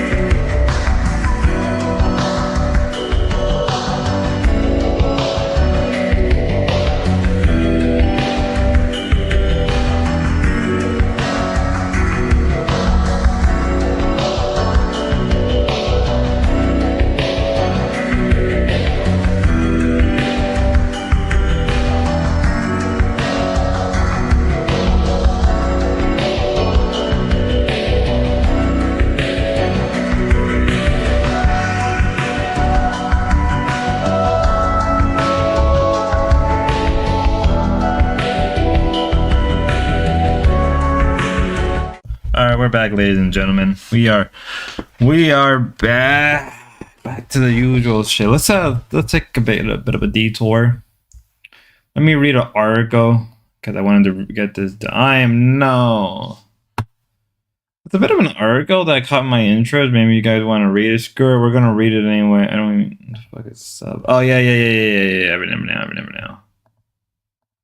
It's a bit of an article that caught my interest by Peter Frost, very controversial individual. Not the point. It actually has to do with how rice farming remade East Asia. We're gonna do a little bit of a detour. I think we gotta break up the mold. I think we need to break up the mold. We need to not simply always cover the door, but I think we need to read some stuff related to this thing. Right? I think reading and watching stuff that breaks the mold and that catches my interest is very important. So why are East Asians more collective? Is their approach to thinking more rational and less abstract? They may have been pushed in that direction by the requirement of rice farming. We humans have adopted not only to nature, but also to culture to ensure in our creation. The succeeding in our genetic evolution was accelerated more than a hungry foe when hunting and gathering gave way to farming, which led to further change in our cultural environment. Population growth. The rise of villages, towns, and cities, the formation of states, and the monopoly on violence, the resolution of despite through the codified laws and state-imposed justice, development of writing language to store information for future use and to reach a wider audience across time and space, an increase in the peaceful interaction with non-kin, and a corresponding decrease in the role of kingship at the organization principle of society, and so on. Humans have adopted to ever wider range of cultural environment, and not just to a limited range of natural environment, genetic evolution, and has speed up accordingly. Right here. Yes, culture can decide who will get to pass on their genes, like climate or disease. It can remake us through natural selection, just so we can remake it through our own choices. Human body and human culture have thus been remaking each other along a long trajectory that differ from one population to another. Essentially saying that as we moved away from hunter-gatherer societies, right, hunting and then following the migrations of animals, particularly larger mammals, things like woolly mammoths and stuff of that nature, we moved away from that direction and we started to settle in a lot of places, right? The Middle East, for instance, considered the cradle of civilization, right? In the Middle East, North Africa, some extent even more toward Far East India, it's considered the cradle of civilization, mostly because of the development of agriculture. The development of agriculture was heavily important in human development, not simply, in regards of a more easier source of food, but how we organize our people, our civilization. Really, without the invention of agriculture, human evolution would have taken much longer, and where we would be at now would have been a lot longer. Because even though protein, right, is a great source for a lot of things, as humans, right, what is it? I remember there was I don't know if it's a study or I heard it somewhere. I heard somewhere that once humans started to move away from eating raw stuff and started to cook, our body started to spend more and more time in our brains rather than in our stomach. Believe that or not, right? Believe that or not. And I think, I don't know if there's a study out there that shows the importance of cooking food versus places that don't cook food, because I can imagine the cultures that focus more on cooking their food are maybe a little bit more developed than cultures that don't focus on cooking food. And I know there is a difference in both meat production and grain production. Believe it or not, there's a writing from a general in China when fighting against the Mongols. They reported that the Mongols were much more stronger and a lot more built due to their diet, with more protein focus and dairy focus. From what I remember, it's one of the main reasons why the Mongols were able to steamroll through so much of Europe and Asia. in the Middle East. Also, their tactics of cavalry and bow and arrow was very devastating to the much more the way the armies were fighting at the time. Remember, armor was not as strong, right? I think a lot of armor was just chainmail with some padding coat, with some padding, with I believe that padding was mostly of some type of wool or sheeps and all that. Strong maybe to block maybe strong enough to block a sword, because the sword isn't moving as fast as an arrow. I don't know. Rice farming versus wheat farming, difference in mindset.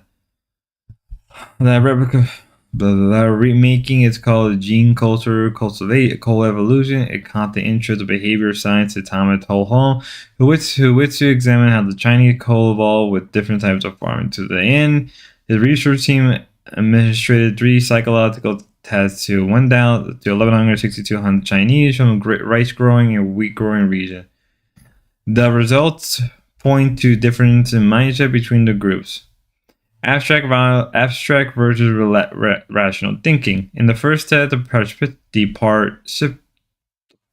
oh my god, I can't even speak. I feel like Keemstar were shown a set of 3 words and asked to choose the two that go together the best. For example, if the word were train, bus, and truck, the 2 words could belong to either the same abstract category.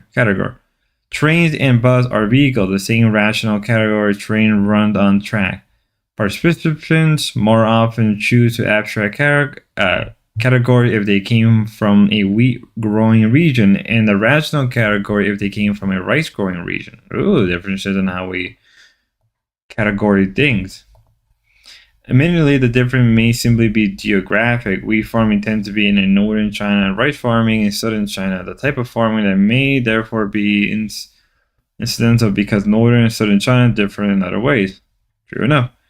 To control for the north-south difference, the research team restricted their study to adjacent counties in the 5 central provinces along the rice-wheat borders. Again, I can't speak. Holy shit, what's wrong with me? From the right side of the border, thought more rationally than those from the wheat side. Individualism versus collectivism. I mean, that makes sense. I always have this. Let's keep on reading. In the second test, the participants were asked, draw pictures of yourself in a rational and relation to your friend. A previous study from American drew themselves about 6 millimeters bigger, European 3.5 millimeters bigger, and a Japanese a bit smaller. On average, the participants from a wheat growing region drew themselves 1.5 millimeters bigger than their friend, whereas the participants in the rice growing region drew themselves 0.03 millimeters smaller. Universal versus loyalty to friend, nepotism, and cronyism. In the third test, the participants were asked, imagine yourself going to bed and deal with 1, an honest friend, 2, a dishonest friend, 3, an honest stranger, and 4, a dishonest stranger. In this imagery story, a dishonest businessman caused the participants to lose money, and an honest one caused the participants to make money. In each case, money can be used to reward or punish a business partner. Fair enough. In earlier versions of the test, Singaporeans were mostly likely than Americans to reward a friend than to punish a friend. In Tal Holmes' study, the participants from rice-growing regions were more likely than those from wheat-growing regions to reward a friend than to punish a friend. The 2 groups did not differ in the treatment of strangers. In summary, in Chinese from rice-growing regions seem to be more collectivist, more rational in their way of thinking, and more likely to make a bigger distinction between friends and strangers. Fair enough on that. Chinese from wheat-growing regions seem to be more individualistic and more abstract in their way of thinking, less likely to make a big distinction between friends and strangers.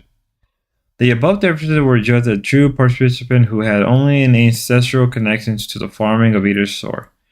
For Thomas Holholm, the case lies in a different requirement for rice farming and wheat farming. There is actually a bit different in between the production of rice and wheat, which explains how the Europeans, right? It does explain a lot about European mindset and the way the European thing, due to Europeans being a lot more individualistic, right? EP3, you could probably agree with it when I say that, individualism was an important factor in the development of European thinking, especially among Christians. Whether or not, if you want to consider individualism a Christian thinking, or whether you want to call that more of a liberal thinking, is up to you. But I do think that you can't deny that a lot of Christian writers were heavily individualistic driven, especially, I would say, a lot of early Catholic and Middle Age thinkers, right? I know you got into this whole debate with Manar about this whole thing. Is individualism liberal or not? Geographic and climate is a determining factor in everything. 100% collectivism is liberalism. Think LGBT collectivism. I kind of see where you're coming from, but I kind of also disagree in certain fronts. Whether or not something is classified as liberalism because it's collectivism or liberalism doesn't matter. When you live in an industrial society, collectivism is key, right? I think we throw these terms around thinking they mean much, but they really don't anymore. I mean, also humanity in itself is very collective, right? We have to be collective. The question is when it comes down to state power on that approach. That I'll let everybody decide. And I think it's important to let that. I don't live in a society. I live within the confine of my own skin. Fair enough. You are much more individually driven. I mean, I would say, if anything, British people have always been very individualistic driven.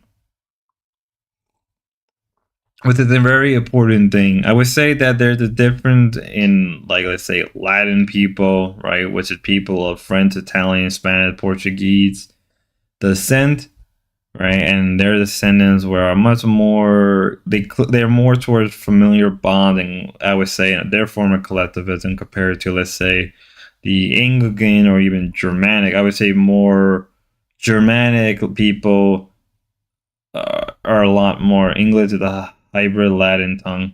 No, I understand that, but what I mean besides the language itself, I mean the actual people are much more driven individualistic, right? I mean, if you look at British history, I think it's always been driven by individuals. But I think they had to be, right?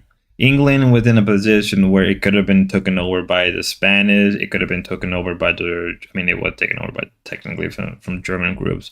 It could have been taken over by any other group. There's a number of occasions. I think you can even point a number of situations where Britain, or really England in itself, could have been taken over, right? The French could have won the Hungry Year War, and we would have seen a more Latin England, right? A much less Anglo, more Latin-fied, French-influenced England. It did. Oh, really? Yeah, true. No, but I mean, like, after the Hungry Year of War, and I believe,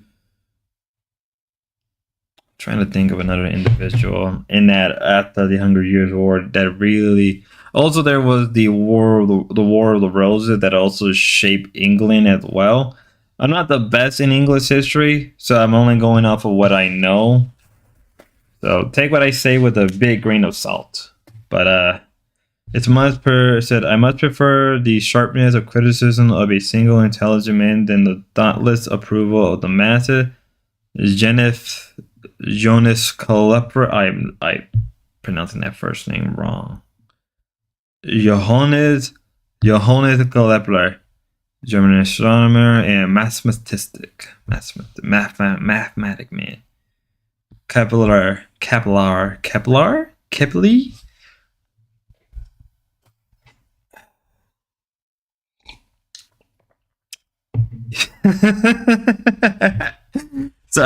Sorry, my Kepler. Hope you guys are enjoying this segment of the stream where we move away from the insanity of the internet and we more or less move into more abstract thinking. Truthfully, I like to I like to break up a lot of my segment with this kind of thinking. I don't really expect people to agree with my opinions. I don't expect people to even follow my thought of thinking, but I think what I like to do is to show a different perspective on things rather than simply keep saying the same thing. Even if you don't agree what we're reading, even if you don't agree what I'm saying, I think the important thing is by looking at something like, because I feel like when you're debating, there's always a big criticism I had with debating is that it's all about who can say the shit the fastest. It's all about who think they're the fastest. It's not really about discussing the subject matter and why both sides could feel like they're right or both sides could be wrong.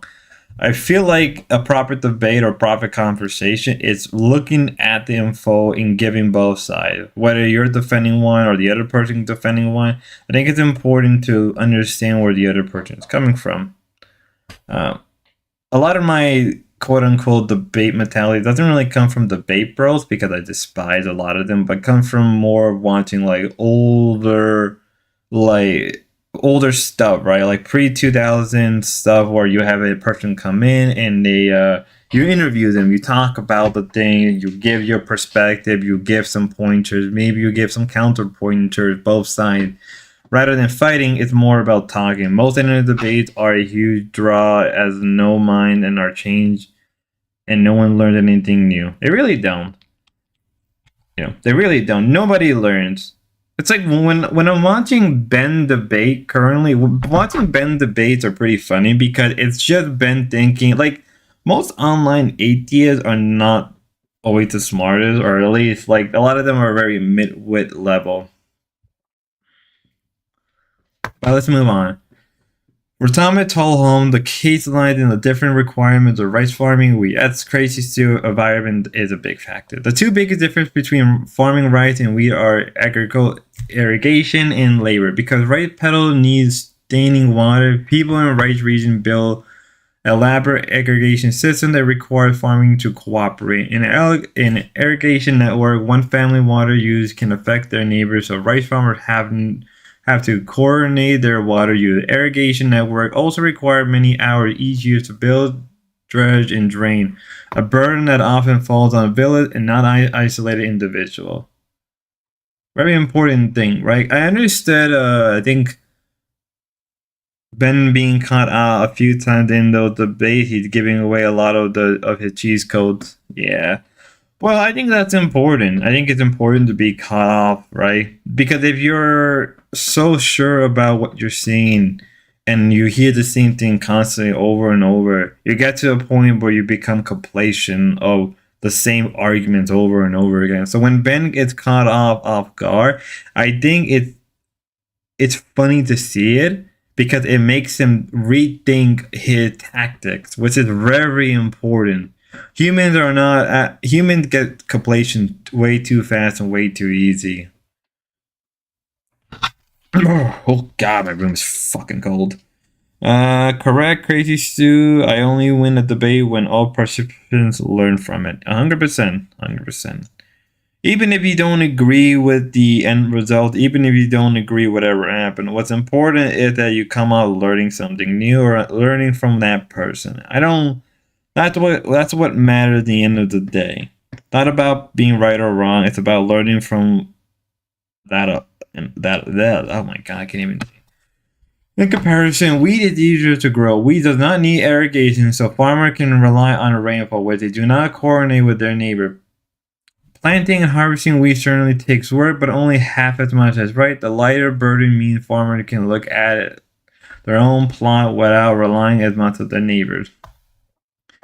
Rice farming has been much more widespread in East Asia than in the West. That differences may have pushed two regions in different directions, not only in their means of subsistence, but also in their way of being and thinking. Western culture is more into look something that EP3 would agree. Western culture is more individualistic and analytic thinking, where East Asian culture is more interdependent and holistic thinking. Analytic thoughts use abstract category and formal reasoning. East sets a logical law of non-contradiction, as if A is true, then not A is false. Holistic thought is more introvert and sometimes even embrace contradiction. Both A and not A can be true. I think that's a good understanding. I think AP3 may agree right here what just happened. Western culture is more individualistic and analytic thinking, where East Asian culture is more interdependent and holistic thinking. I think that is actually a fair assessment right then and there.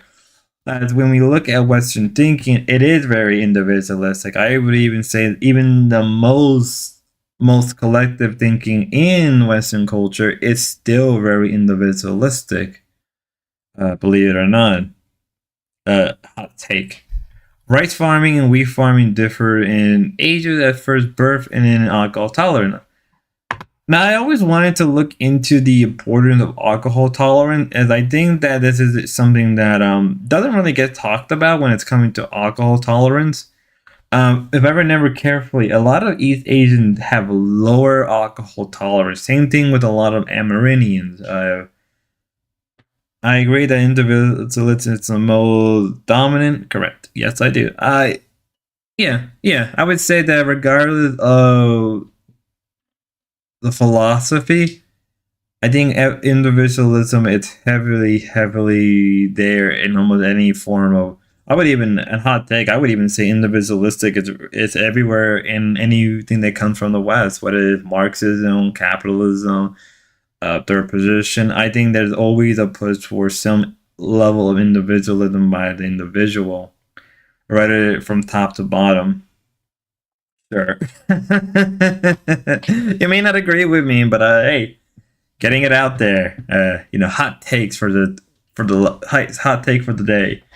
Just to get things out there to make people think, right? The above founding have been expanded upon the agriculture economy of Shin Shaol and his research team. Using genetic data from 41,000 individuals across China, they calculated the polygenetic scores of each participant vary from physical to behavior trait.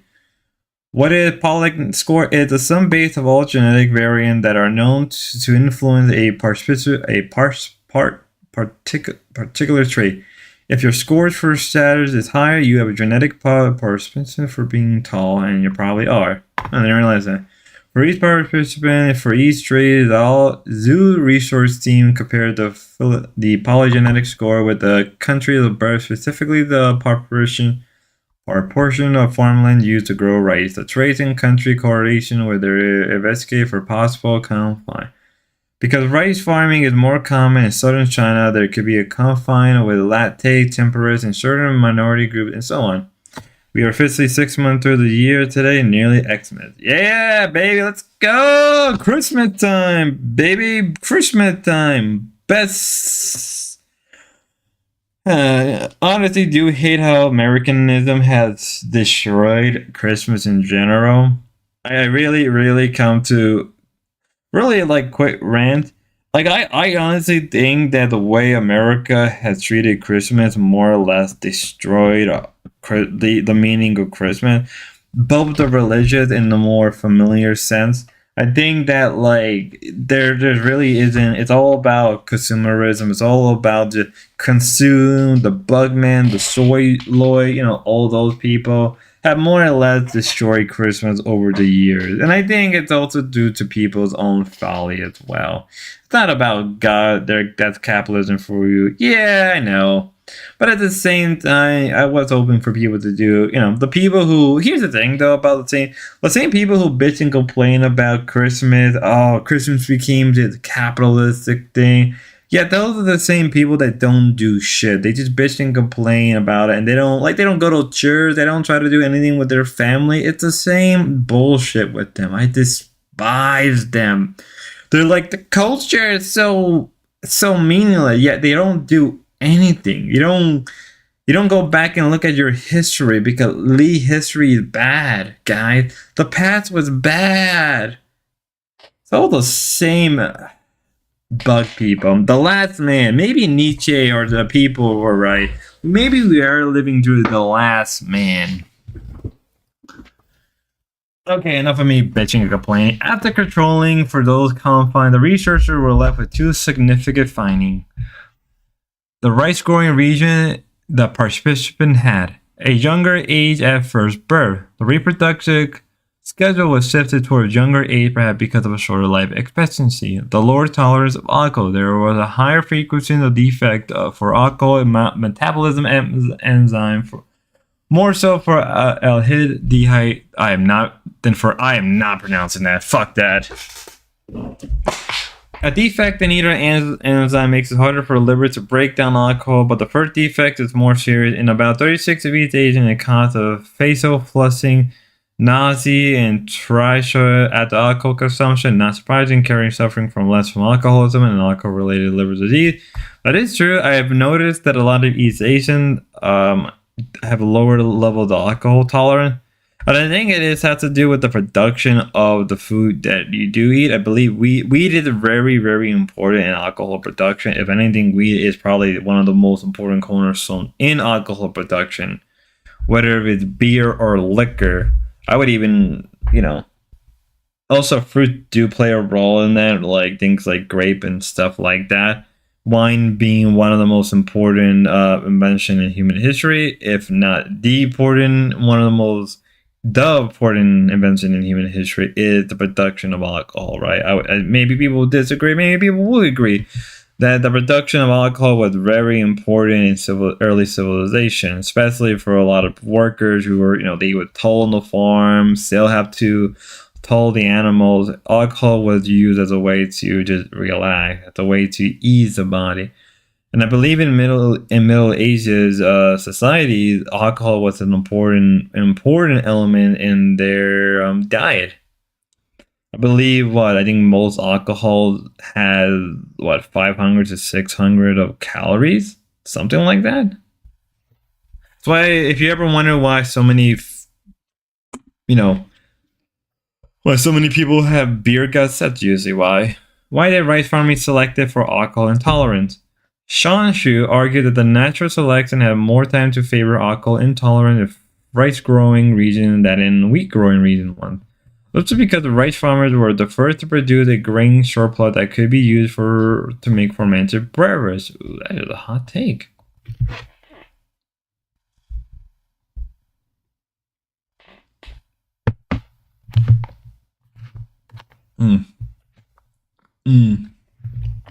Yeah, this smoothie I made, it's gonna be awful later. Zell seemed to assume that alcohol consumption has always been a maladapted. Therefore, once people begin to consume alcohol, the natural selection favored those with less alcohol tolerance. Yet, fermented beverages have long been enjoyed in physical tolerance in much of the world, at least for 8,000 years in the Mediterranean region. Very true. So why are fermented beverages? Somebody added me or something like that? I saw what you just did. EB3, you made me laugh. Let's get this article done. Why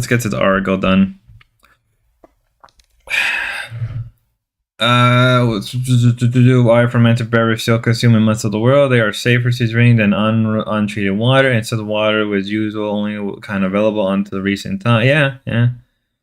Wine particularly kills bacteria due to the combined effort of organic acid, ethanol, and low pH. Yep.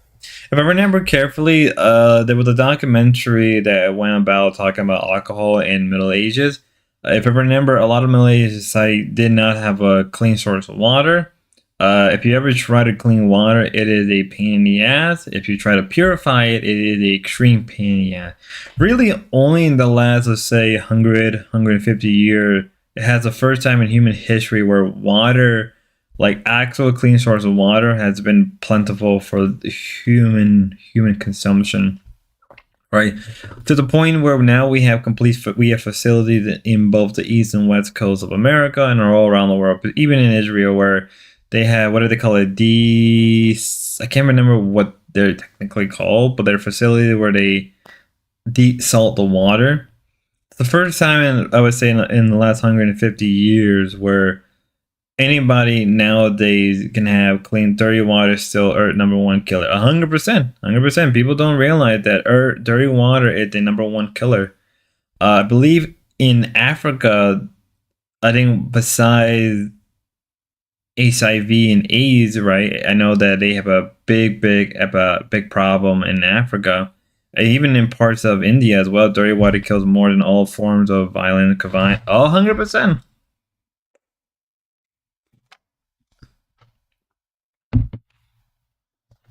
You can say that in the first time in human history, for the longest time, humans have completely conquered water. You're a smart man, but thank you. I don't really think myself as smart, but I like to pretend. I like to LARP. I mean, if you think about it, right? I can't remember who said this. Let's see. I'll keep that later on. I'll say this later on. You could say that in the first 150. You could say in the last 150 years, humanity has finally conquered the water. We have conquered water in itself. The most important element in survival of any animal, regardless of species, is water, right? Every creature around the earth needs some form of liquid, H2O, to survive. Anything from even small bacteria to, even the most smallest insect, right? They require some liquid, particularly water, to survive. Even the biggest living creature, like whales, require water. It's the first time, and mind you, a lot of animals have the immune system to combat dirty waters. So things, like a lot of mammals naturally have that in them to combat dirty water. It's just the same. We can't prove everyone on Earth provide clean drinking water, everyone through them. It is very difficult, but at the same time, as the technology to purify water increases, I think that may be less of an issue. Right? I think especially in the first world country, then sooner or later, even third world country, will reach a point where it would become very, very cheap to clean water. Right?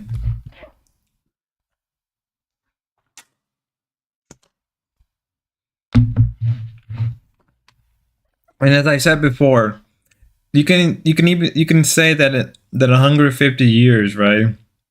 Or even like 300 years, this is the first time in human history where we have conquered water. Right?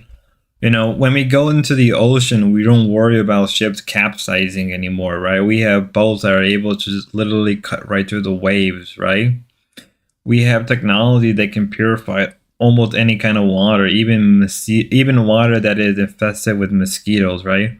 I believe, if I remember, one of the biggest killers in colonialism in both in early South America and in Africa was cleaning water. Malaria, right? Malaria was one of the biggest killers in colonialization. I think many people probably don't know about that.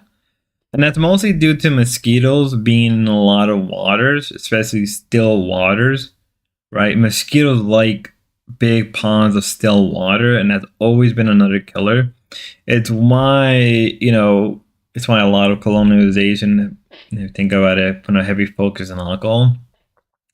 But as I said before, it's only been, let's say, 150 to 300 years now that we finally conquered the ocean. We have conquered water. Any water can be purified across the earth. That's where we live in now. And you can say that, as somebody once said, right, that it was the Christians who conquered nature, that it was Christianity's ambition to conquer nature, that it was the West's ambition, even more greater, to conquer nature. Where when you look at like pre-Christian society, pagan society, they didn't really care about conquering nature. They didn't really even care about it. To them, even among the Roman, with their massive growth of imperialism, they didn't really care about conquering nature. An interesting thought to think about. A tea revolution marked the Tang Dynasty 618 through 906. The Tang Dynasty permanently regulated alcohol to a lesser position among the cultural privileged intoxication. It was a significant shift away from heavier pattern of intoxication. All the more so since the previous period had been a golden age for alcohol. I forgot how tea also heavily influenced East Asia. As tea culture spread to East Asia, it was accompanied by a decline in alcohol consumption among East Asians. The decline considered I can't even speak. With a sharp increase during the last 100 generation, the frequency of defective variation of I'm not pronouncing that. Relative absence continued until the 19th century. Yeah, wine was reintroduced to China at Macau by the Portuguese trader and missionary who produced small batches for communion. The production of its effects was minor prior to the opening of the country, but the 19th century, the First and Second Opium War, after which European alcohol beverages and methyl alcohol production was introduced through China. Yeah, it is interesting that how drinking something can influence a whole culture. You gotta remember, Europe was heavily influenced by alcohol. To simply remove alcohol from Europe is so weird, right? Alcohol consumption in Europe is very important. We have holidays, we have whole festivals in many European countries, and even like in America and Latin America, where it's heavily focused on alcohol. Alcohol consumption is extremely important. I mean, as they said, even in among communions, whether it be Protestant, Orthodox, or even Catholic, drinking of the wine of God or drinking the blood of God with wine, right, is an important element, right? Who would have guessed something simple as drinking a little bit of wine during communion would influence a whole group of people, and in a way give influence our evolution, right, from a lot of Western nations. That small consumption, even if it's like a shot, right? What's it basically when you take communion, you're taking a shot of wine. Who would have guessed that one shot of wine would influence and evolved Europe from a very different world compared to, let's say, East Asia, the Middle East, North Africa, and other parts of the world. As I said before, liquor is important. Remember, guys, drink your beer. Beer is important. Holy shit, we've been streaming for 2 hours. I've been rambling on. I haven't even finished this article. But why did alcohol intolerance become more frequent where rice was grown than where wheat was grown? One reason may be that the more collective mindset. Once tea drinking took hold, rice farmers may have been more willing to jump on the bandwagon. That's true. That's true. Another reason may be different in alcohol content between rice wine, 18 to 25%, and wheat malt beverages, will be a whole, I'm not pronouncing, 8 to 20%. Once a safe alternative to alcohol became available, with none of the latter drew back. An example, drunkenness, alcoholism, lots of whatever, and motor function. Ferment bread may have encouraged more opposition where rice was grown because of their higher alcohol content. Let's begin East Asian tradition of drinking beverages made from boiled water. Elsewhere, fermented beverage remain the perfect drink. Yeah, so this is a good example of a flooded phase before and after alcohol consumption. Yeah, if you've never seen red face on Asian, it's usually because they have a very much low intolerance of alcohol. So what about alcohol intolerant Amerania with among Ameranians? There's still no consensus on alcohol intolerance among Ameranians, partly because of the topic is slightly taboo, partly because of certain studies were poorly done, and partly because the degree of alcohol tolerance seems to vary among different Ameranian groups. As somebody who comes from an Ameranian background or has some Ameranian blood, if you're not aware, my family is from Mexico. We are of Spanish descent. I've noticed that certain family members who are much more, I would say, much more of the native side, have lower intolerance on alcohol, and it actually shows symptoms of red face. I have frontal uncles who are a lot more native and a lot more have more red face feature. Relatives who are a lot more, let's say, of more mixed, who have a lot more European blood in them, they don't really suffer from that level. My mom, for instance, is very white looking. Right, my mom's very white looking for the most part. She does tan quite a bit in the summer, but she has a higher level of alcohol intolerance. Where my dad, from what I remember, had lower. My dad had lower alcohol tolerance. That's because my dad had much more native, but also I think there's also because my dad mentioned that he is also part half Greek to our grandma. Or Turkish, I don't even know, but there's also a chance that there may be a little bit of Arabic in my blood, so one day I'll figure that out. But half all humans were alcohol intolerant when they were hunter-gatherer. When some of them adopted farming, now they had a grain surplus they could make fermented beverage. Natural selection then began to favor the ability to break down alcohol in the liver. Psychological difference may differ exist between those of Amerindians who adopted farming and those who did not.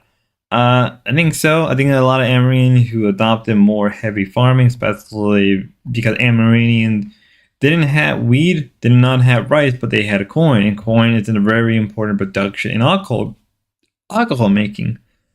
I think in America, if the alcohol is not made out of wheat, it's made out of corn. Corn alcohol is very popular in America.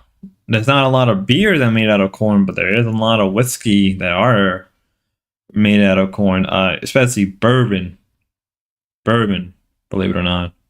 But bourbon is a type of whiskey, but people will fight you on that one. So, you know, and Scotch is also a type of whiskey as well. But from what I understand, what's considered Scotch and what's considered bourbon is the region they're made in.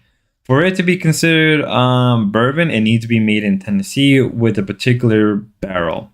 That's what makes it bourbon. And I believe for Scotch, it had to be made in Scotland. But believe it or not, my favorite drink is Guinness. I like a good old black Guinness. Good old Guinness. My favorite drink in the world. I like some Guinness. I can go for some Guinness. I need a Guinness. Okay. That scenario is the reverse of Shin-Shan. In other words, natural selection intensely favored alcohol tolerance because fermenting beverages were the only safe alternatives to water. Later, East Asians discovered a better alternative in the form of boiled water. At this point, natural selection went into reverse and began to favor those of East Asian individuals who had less tolerance of. Can't stand it. You don't like beer. You don't like Guinness. Guinness is the only real beer besides maybe Corona that I would drink. But I don't really drink anymore. I've as time went along, I stopped drinking a lot more, and I just don't really care for much for drinking. You know, not out of any moral obligation, not out of some sense of morality. I just completely stopped. Not that I completely stopped drinking. I more or less move away from drinking in general. Just don't really find it that appealing anymore, especially as I gotten much older. And I think this is something I learned from just growing older. I just don't care for drinking anymore. Right? Maybe when I get a little bit much older in life, maybe I'll care about it. But currently, as we speak, I don't care for drinking. I would even say that if anything, if you could avoid heavy alcohol consumption, then you should avoid heavy alcohol consumption. Hot take. If you don't want to drink, you don't have to drink. And if you want to avoid drinking in general, you should do it. All beer / ale gives me a headache. Can't even drink copious amount of the spice rum. But can drink copious. I think, actually I kind of get very sleepy when I drink now. And I think it's just because I have now developed a low tolerance. Because I used to be, believe it or not, I used to be a very heavy drinker. I used to drink every weekend. In 2021, towards the kind of tail end of the pandemic, I would actually go out drinking every other day. From 2021 to 2022, I was drinking almost every single. Actually, towards 2022. Toward the very end of 2022, I was drinking almost like every other day again. Like I was a heavy ass drinker. I would be drinking rum. I would be drinking vodka. I would be drinking whiskey. I would be drinking copious amount of beer. There was a point where most of my money didn't even go to bills. I was just straight up an alcoholic. Now, it did take me a long time to break the mindset of drinking because it is easy to drink, right? It's easier to drink your problems away, sort of almost as it is to masturbate your problem away, you know.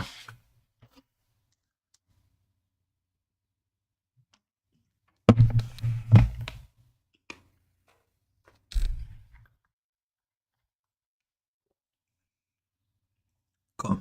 We're almost done. East Asia versus Northwest European, the large society problem. Because it's important among East Asian rice farmers have shaped their culture and hence their mindsets and behavior. The basis of their society seem to be key to the trajectory of gene culture co-evolution. Nevertheless, East Asia's trajectory is far from unique.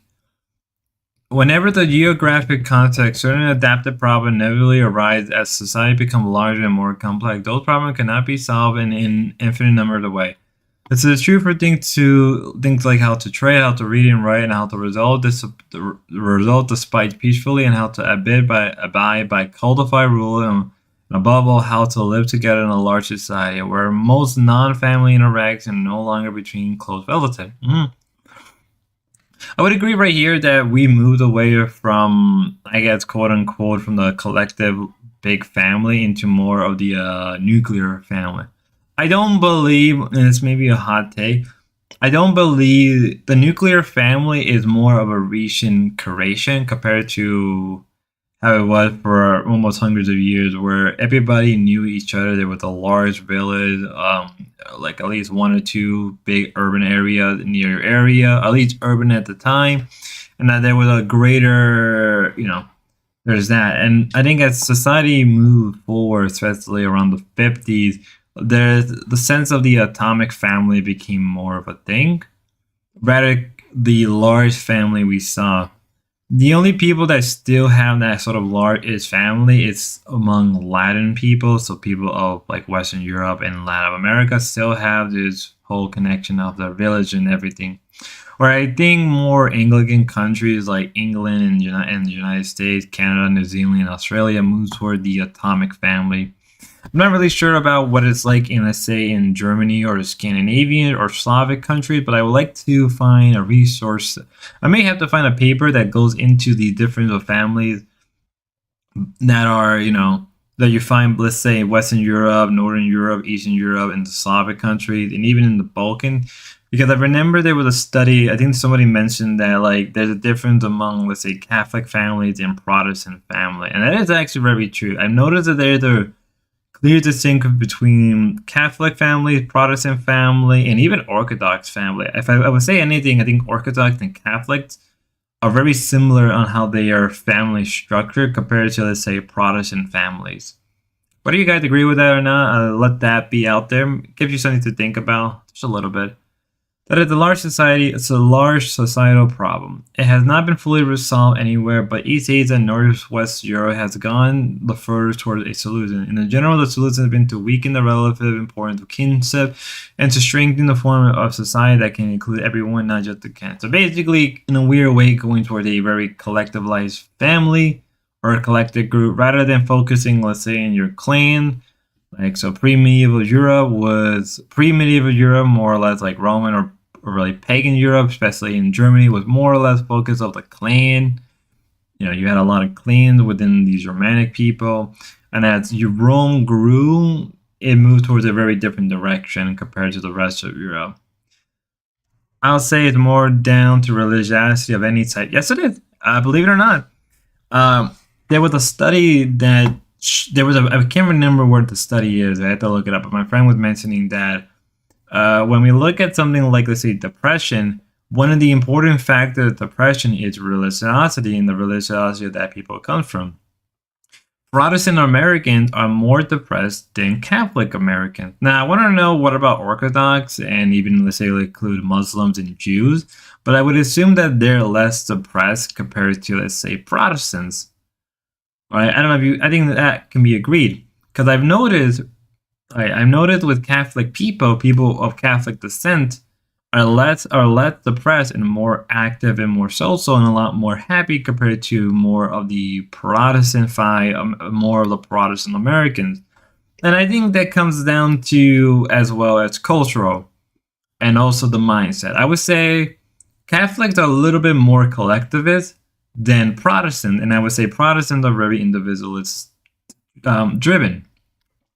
A good case, let's say in America, and to some extent, I don't know how it is in Europe, but I think in America, there's a big taboo of people going out drinking by themselves. Now, I think that was more heavily influenced by Catholic thinking, because a lot of the time, a lot of Catholic goes out in a group of people, right? Catholics generally go out in a group of people, where Protestant people are generally by themselves or with another friend. I have a friend of mine. He comes from a very deep Protestant background.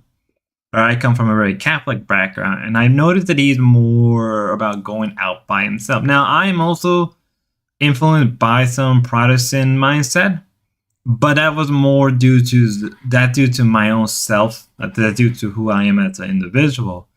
My family, for instance, likes to go out in a group.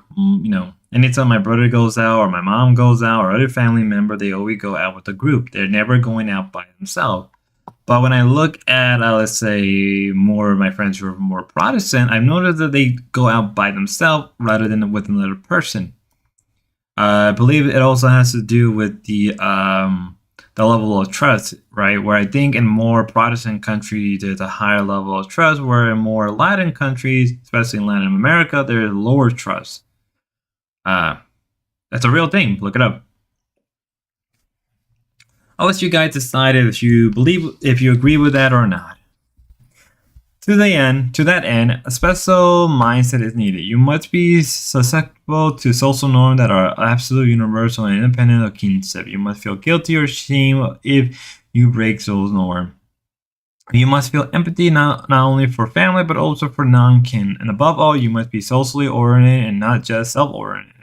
I think this is very common among, let's say, this mindset is very common in obviously in the Asian country, but also, if anything, is also very common in a lot of Catholic nations, especially in Latin America, where I guess the universal, the collective, is very much important, or at least the communal element is extremely important, and breaking it is very taboo and very much shame upon. Despite the above constraint of the solution to the larger social problem, the workable solutions do differ significantly, particularly between East Asian and Northwest European, because East Asian are much more collective. Due to the influence of the rice farming, to their behavior control tend to be more external to the individual. Northwest European became, because of the greater individual, tend to be susceptible to internal control. 100% true. As I said it before, because of the production of wheat growing, and I would even say to some extent the religion as well, there's always been a heavy push of individuals in Europe, and we do have that a lot throughout history, right? You can look back through, you can say, all of European history, especially once Western civilization became more prominent than Roman civilization. Nevertheless, there's always been a drive of the individual overcoming. Right, Julius Caesar is a good example. Napoleon Bonaparte, right? Individuals who, come to the occasion and rise above, come from society that are more driven by individual. Well, I think in Asia you do see that, but it's very different, and a lot of the time they're either looked up upon or looked down upon, or they have very mixed results. The similarity is different and can be summarized as follows. Similarity: East Asia and Northwest European have both adopted to a large social environment by becoming more empathetic toward non-kin and more susceptible to universal social norms. The difference is East Asian are more collective. Their internal control over behavior have been strengthened by an increase in cognitive empathy. Their external control over behavior have been strengthened by the increase of shaming, family, communal surveillance, and inclusion. I'm not pronouncing that. Correction of behavior by partners. Yep, this is very common in a lot of East Asian countries, where it is very common to shame the family or the individual. What If History actually did a good video of going into East Asian and how their family structure is done. Northwest Europeans are more individualistic. Their internal control over behaviors have been strengthened by the increased effect of empathy and guilt. Oh no, yep, very true. The external control have been strengthened but not to the same extent. Western society are primarily guilt culture and not shame culture. Shame culture is when you shame somebody but don't feel guilty. Guilt culture are the opposite, where you feel guilty. I think the rise of guilt culture is something that really came from Christianity, because in Christian thinking, you do feel guilty about the sins you have committed. Now, I think it was still there in Roman and somewhat in pagan, but I think it really intensified and really came to the conclusion it did under Christianity, where everybody, even nowadays, even if you're not Christian, even like, let's say, atheists, still have that guilt culture and innately inherent into them. EP3, you even mentioned that Richard Dawkins is this weird atheist culture, and I think it's because he feels guilty. Something Menard doesn't even realize that, right? That how can you have a society where you have people who call themselves atheist Christian? Now, I think I would have probably said atheists with cultural who are culturally Christian. Probably would have been a better word rather than saying atheist Christian, because then that's like, you may think, well, isn't that a contradiction? But if you would have said an atheist, but he's culturally Christian, he claimed to be a Christian atheist. I know what you mean, but I know what you mean when you say he's a Christian atheist. If I would have thought, I would have straight up just said I'm a Christian, but I'm atheist, but I'm culturally Christian, or I'm just heavily influenced. Now, I think the reason why Dawkins moved towards that position, I think he moved towards that position is because a lot of atheists started to realize that they created a void into their society. Now, about what I mean, it's his claim. I know what you mean. You know what? I take back what I said. I'm gonna have to take back what I said. I feel like a dum-dum. It is what it is. It is what it is. Lols. But no. It is important to understand that there is I don't know what the number would be, but I've been seeing that a lot of atheists are sort of moving towards that direction. And I think it has to do with the fact that that a lot of online atheists created a big void in the early 2000s, whenever like the rise of Atheist Plus and the rise of atheism on YouTube. Like, Sargon of Akkad is a good example of an individual who was a very fervent atheist. And now he's more or less Christian but name. The point is, you can't use the English language and deny the influence by Christendom. You really can. You really. I mean, like, you even told Menard that, like, even the Arabs are, were. Menard had to realize that, like, technically the Christian world did conquer the Middle East. If you want to include the colonization of the Middle East by the European countries after World War II, they were essentially conquered by Christians. Like, I believe that was actually, I think I believe Muslims of that period would even agree that they were conquered by the Christians, right? Hundreds of years, and I think Menard doesn't understand that, right? 100 years ago, the Christian world essentially conquered everybody at one point, right? From China to Africa to Latin America to the America to even the Middle East, North Africa was conquered by.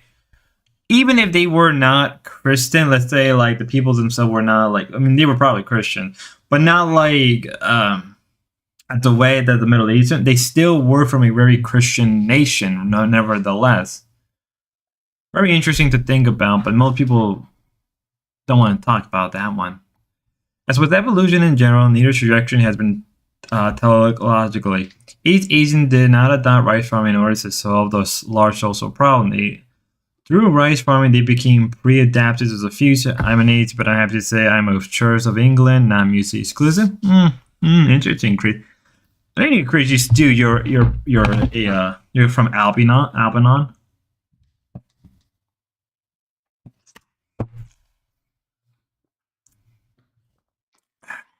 Sorry, guys. We only say Britannia. We only say Britain. We only say Albany.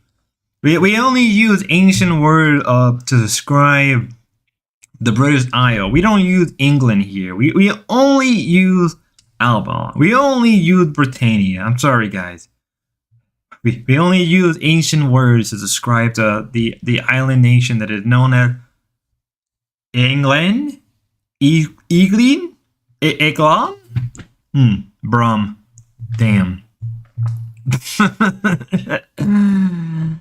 Remember, we see the past from a biased point of view. The present is the compost of society that has survived, whereas the past is the compost are largely of those who have not. We easily forget the latter and wrongly assume that our ancestors took one of the few paths possible for humanity. In reality, there were many paths, but most led to dead ends. Yeah. Survival is about the path that can get us the most without risking a lot. And that's something you have to remember. And then we have a bunch of reference down here where we may get to. We have a lot of reading to do. I like to kind of break up this segment because like it's fun to watch a bunch of locals act autistic. It's fun to watch locals go apey, but I think at the same time it gets kind of boring. So I think it's important to break up the boringness of it all, and look at other stuff that's going on in the world, other news stuff, read an article on certain papers. And I think that kind of stuff is important to break up what we're watching. I think if you do nothing but like constantly watch locals be retards, I think it gets boring. What's there to watch? I'd rather break it up. I'd rather look at like world news, talk about it, discuss it with people. Whether you agree with it or not, in reality, I may not actually care as much. But what I do care is that the discussion is being had, right? And to me, I think that's extremely important. I think that to me, that's more important in the end about whether something is right or wrong, whether something is moral. I think at the end of the day, I think stuff like that is very vital. And I think that's why I try to push this channel towards that general direction of discussion rather than trying to just go into this whole thing about debating. Because in the end, I don't really give a shit about debating. To me, it's more or less a tool to be used, especially modern day. How long have we been streaming, ladies and gentlemen? How long have we been streaming? We've been streaming for 2.5 hours. I think we'll go for another 30 minutes and they'll see what happens. I'm trying to hit our daily quota of 3 hours to 4 hours of streaming. That's our daily quota. I will be streaming again later on the day. I don't know if I'm gonna be streaming the usual stuff or I'm gonna be streaming some local stuff. I'm not sure. If I do stream, it's probably gonna be a lot later on the day. See what else is going. Time flies when you're having fun. Yes, I do. I enjoy streaming. I enjoy talking to people. I enjoy covering random stuff. Reacting.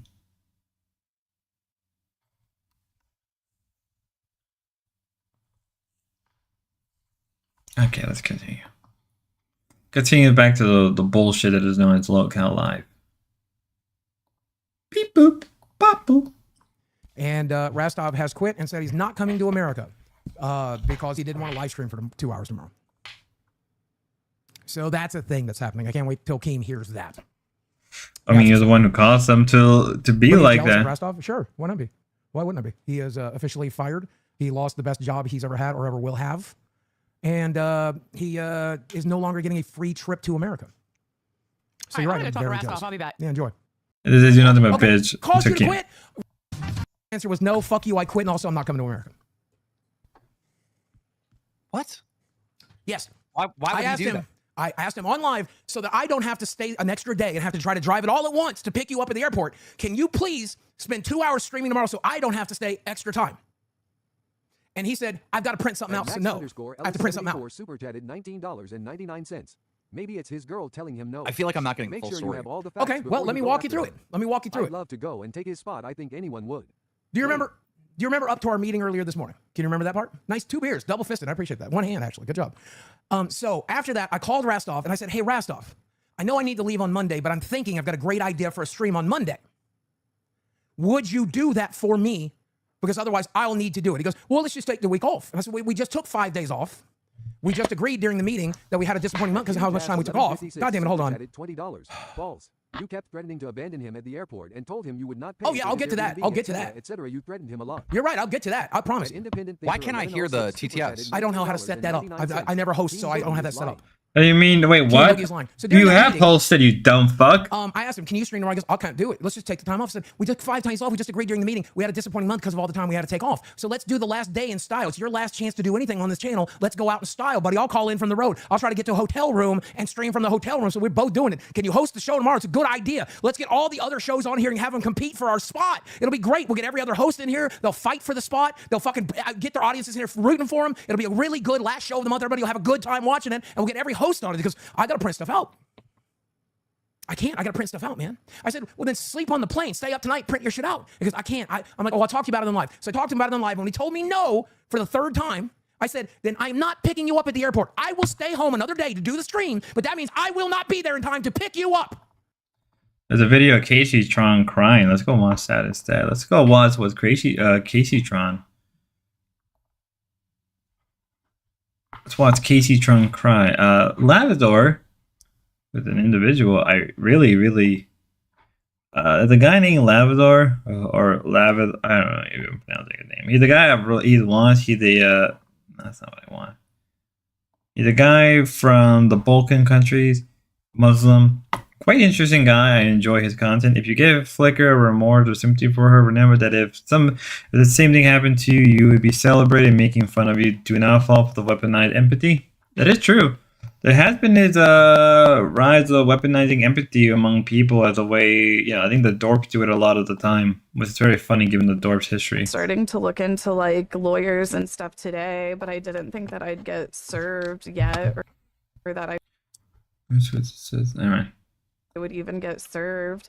But I guess I heard it's Ethan's birthday, so I don't know. I was like, I guess I'll go live so he can get a good birthday gift, since I'm sure he thinks this is funny. I don't know, but I got served. My dad answered the door, and I said earlier they used my dad's disability to trick him, but that was unrelated. It was just today we've been like calling on my dad's disability, because I've been like working towards trying to get my dad on disability, and we were like responding to some calls and notifications we got about that, and then like a few minutes later, the next thing I know, my dad comes in and he's like fucking crying.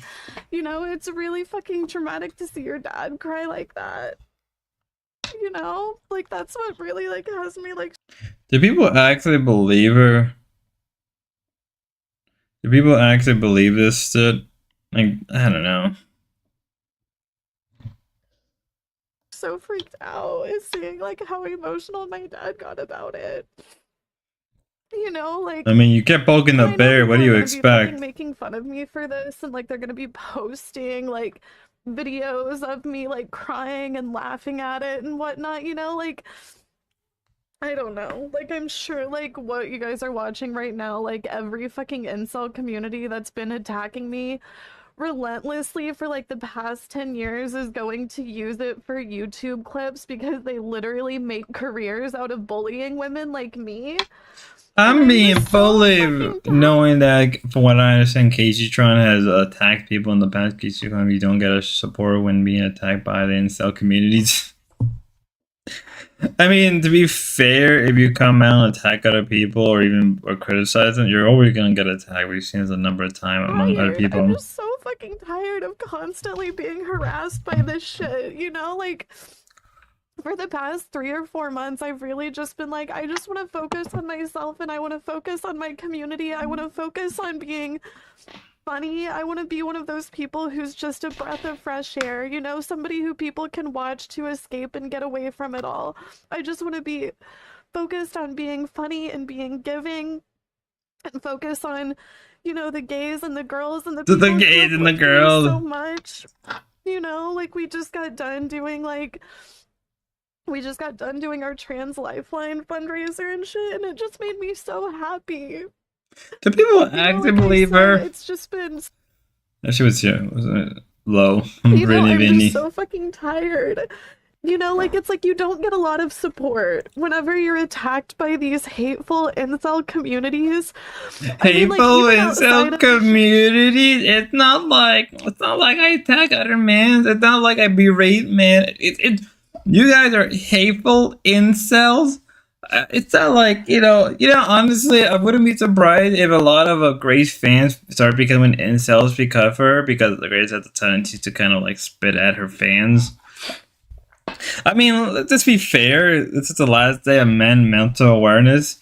When I look at stuff like this, I realize, you know what? It makes perfect sense to be an incel. I don't give a shit what people say. Sometimes as a man, you have to be a little bit of an incel.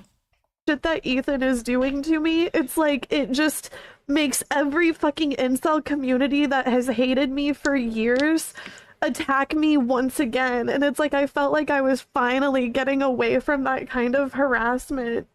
I mean, you kept poking the bear. You kept hitting the little honeypot thing, and the bees came out. What do you fucking expect? You know what I mean? And it's just like evoked like all of that all fucking over again. Like I'm being attacked by like fucking incel YouTubers that make content for incel men to make fun Incel and man laugh making at women. incel content. Like, well, I mean, we did. Guys, I'm an incel now. All right, right. Early on the stream, I made fun of a boss girl who recorded her daily life. Wake up in the morning, go to my favorite independent little coffee shop, buy a $20 bagel with vegetable cream cheese, and altogether I paid $20, $12 for my little bagel and cream cheese and my expensive overpriced coffee with way too much caffeine, enough that would have killed a guy in the Middle Ages, right? Enough caffeine. Oh my god, I gotta walk down the street. Gotta take the bus, take the train. I'm at work at time. Oh, I'm gonna punch in. Oh, I'm gonna go get some fountain drink. Girl boss power. I'm gonna go on my table, talk to the girls, write a bunch of email, read a bunch of email. I gotta do this racial. Fucking damn it! I hate these people. Industrialization and its consequences has been a disaster. Going through traumatic things. You know, like I'm being attacked by like fucking the quartering incel channels that I've never even fucking heard of. The fucking rape reviewer, What? Nicholas DeOrio or what the fuck ever. You know, Asimov's community, Tectone's community is now claiming that Tectone is going to sue me for defamation.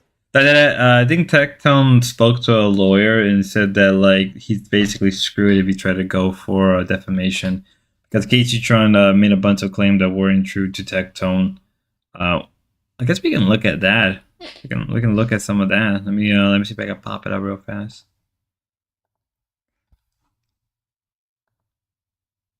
Breaking news as always. How long have we been streaming?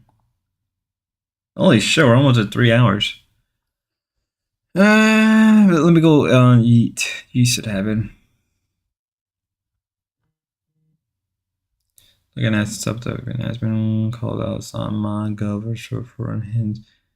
Oh, this is interesting. This is interesting stuff we can look at. Interesting stuff we can look at.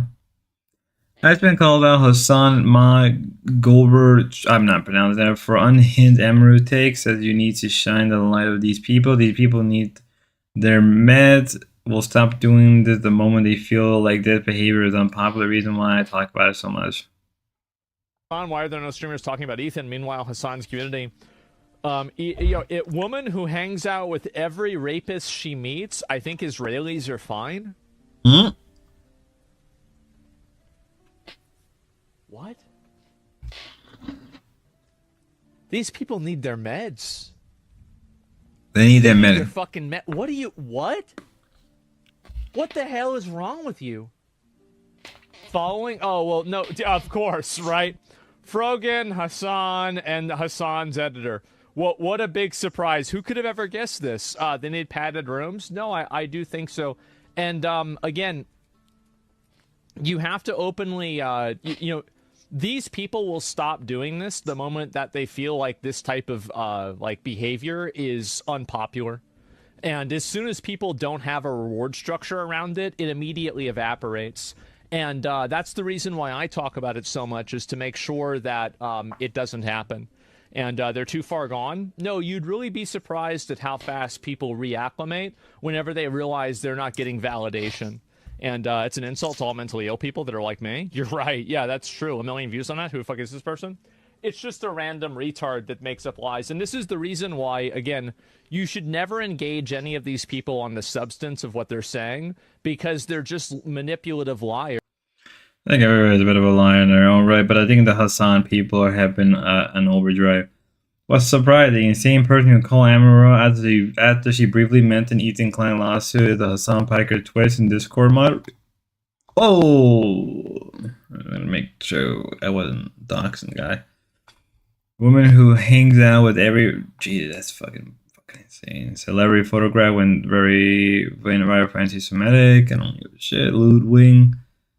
Don't really care. I think it was another admin thing. Ludwig deserves some accountability over the Megan Mango situation.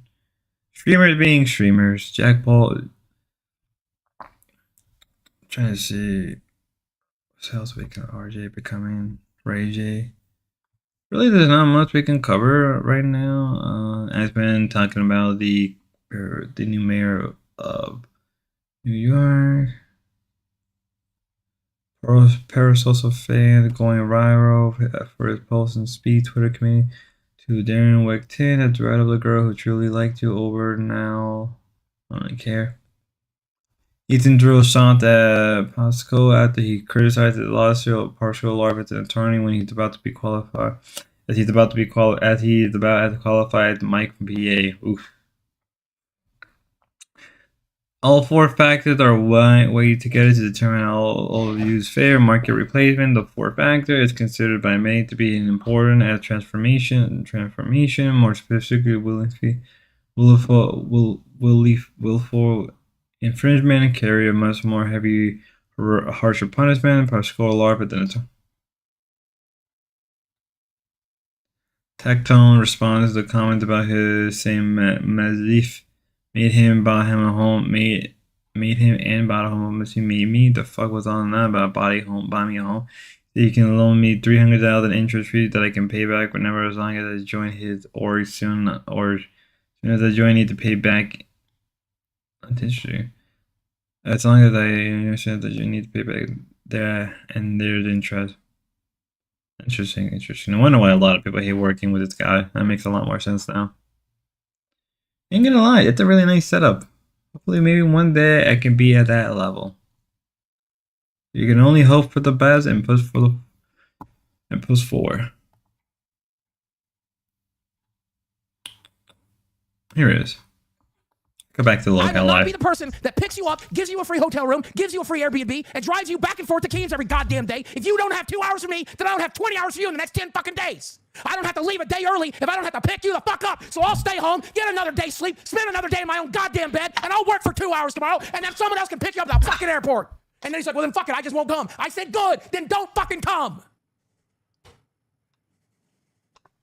Where's Rastov at? He rage quit. I don't even know if he's on the fucking server. He Reap. left. He was hosting. Reaping shut the pepperoni. stream down. Do you understand that 90 minutes into the stream, when you came in here, you can go back and look at this. When you came in here and said, I'll be there in 30 minutes to an hour, he's like, an hour? Like he didn't know we were going to stream late tonight. I did 7 hours last night. You thought you were going to be done in 2? You know,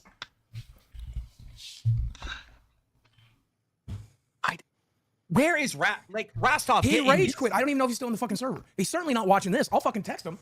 Dude, if he doesn't come to fucking... Oh, here he is. All right, Rastov, is Boogie telling the truth or are you being a bitch? $20. No, he's a fucking... One second. Hassan called you guys toxic. And Rastov cannot disappoint his big daddy Hassan Piker. Hassan called us toxic? Good. We're toxic because we call him toxic. If we sucked his dick, he'd love us. Hassan Piker called us out? I mean, he's definitely fucking toxic. I don't know. I don't know about that. I don't know. I don't watch fucking Hassan. I'm not going to watch that fucking retarded shit. Do I want to look like I want to be militarized? Let me take it from here. Boogie. Militarized Boogie sounds like a vibe. Because Vibe you're check. refusing to stream tomorrow. Is that true? No, I rage quit because I'm sick of him fucking holding the fact that like he keeps threatening to leave me at the airport, leave me with nowhere to stay. If you can't do me a favor, if you can't do me a favor, no, you shut the fuck. If you can't do me a favor, why am I doing you one? Dude, I'll leave. Fuck you. Good, do I'll it. leave again. Good. I don't care. I'm not doing this shit. I'm sick of working with you. You're a fucking nightmare to work with. Bye. Okay, but here's the thing. You wouldn't be left at the airport. You have my number. You could text me. We would get you. Yeah, but that's not the point. Like, where the fuck am I gonna stay? Like, I didn't. First off, I would have had this all sorted out if I had to. You can stay at my house for a single day. Then you have an Airbnb. No, he doesn't. I paid for that. I paid for that. He said I can't come to the Airbnb. This is the thing. If I had known that he was going to be a complete wanker about it the whole fucking time, I would have just then stream for 2 hours. Then stream for 2 hours. Then stream for 2 hours. He took care of the fucking Airbnb. Then stream for 2 hours. Then stream for 2 hours. Then stream for 2 hours. I said then thank you a bunch for of 2 times. hours. I was grateful for it, but fuck him.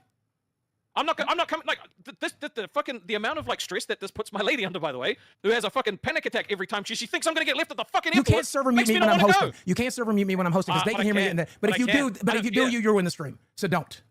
I'm pretty sure you ruined the stream. You would never be left at the airport. Obviously, and they'll find you a place to stay, man. Just doesn't have to be with me. You can't do me a favor. Why am I doing you favors, man?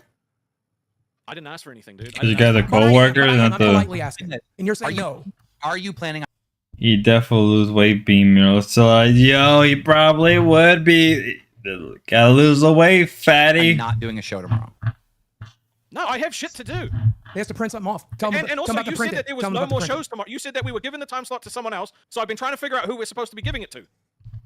Okay. That was the entire, right? You that was the said on entire Friday show. there was no more shows, and then we've done 2 shows on a weekend. That was the It's like, that was the entire show that I pitched him to, by the way. I'm like, you guys don't know who to put in the slot. Let's have them come in and compete for it so you can make up your mind. And I'll call in from the road to help, I even said. And I'll get Keen to call in to help. At Necro 5129 super chatted $32.69. Get your ass to Murica. Boogie, you got to give us a notice when it's done playing because we have no idea. It's done. Go. So when a TTS is on, Boogie, put your hand up like this, Gotcha. and then when it's done, put it down. We don't know. I'm sorry, I'm anxious. I haven't slept in 2 days. My ass is broken. I have to drive for 20 hours. Stop putting all your problems on me. He puts every fucking problem he has on me. What problem? My dick doesn't work. Are you gonna come suck it? So I say I have to pack my The house. dick You're gonna doesn't come work. pack it for me. I gotta get my dogs in the car. You're gonna carry my fucking dog for me. Are you like bent or my dick doesn't work? My dick is broken. I have a lumpy dick. I can't get myself up. I have to drive for 20 hours. You're gonna do that for me? No, I put one problem on you. I put one problem on you, which is live stream, which is do your job. I gave you one. I asked you, motherfucker, I'll leave. You can talk to him all you want. I'll fucking, you talk to him all you want. You talk him down off the ledge because I'm gonna keep pushing him off it. My friends came over, Caveman and Winebox Lady, and we just had like a fire, and we're setting up the lights on my new dock that I built. And the lights on the dock, believe it or not, they're little dock lights, and they have solar lights that shoot this way and the opposite way, right? No one cares, and team. So you're firefighter shit. That's crazy. How did we jump up at viewers? Did we really? Yeah, that's what I was working on tonight. Never mind. That actually looks pretty dope. That actually looks pretty dope. I take back what I said, guys. It looks pretty. I'm not gonna lie. That actually looks really, really fucking dope.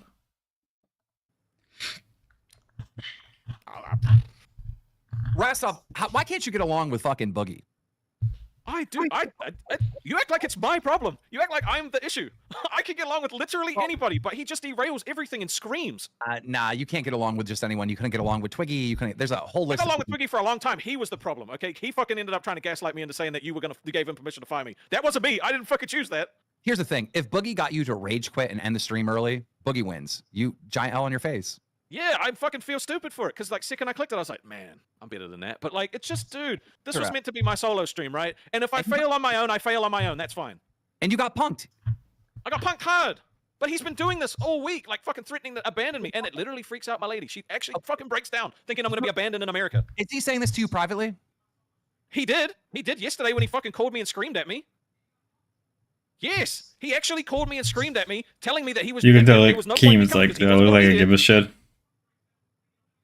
Because I said that I wasn't available yesterday, but I was available to do a stream today, and he fucking couldn't set a stream up on his own with 4 other people. I think Boogie senses fear, and you're getting bullied.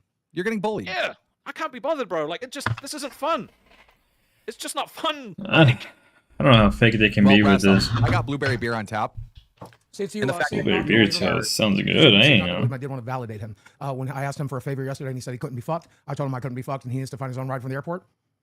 To be fair. But I never told you I couldn't be fucked. You had to get me dealing with you now. No, you also said earlier today you had to print stuff out. Here's the thing, Rastov. I know how much money you make. Let's say you got to the airport and you had no Boogie, no ride, no nothing. You can easily pay for an Uber. You can easily pay for a hotel for one night. You can call Keemstar on your iPhone that I paid for, and we could figure it out. Which was my entire point. You had a free. I mean, yeah, that is true. I've got a free iPhone. Damn it, I will work for Keemstar if I get a free iPhone. I want the newest iPhone. I'll work for Keemstar. Fuck it, we ball. Oh, but you want to burden me. You want to burden me.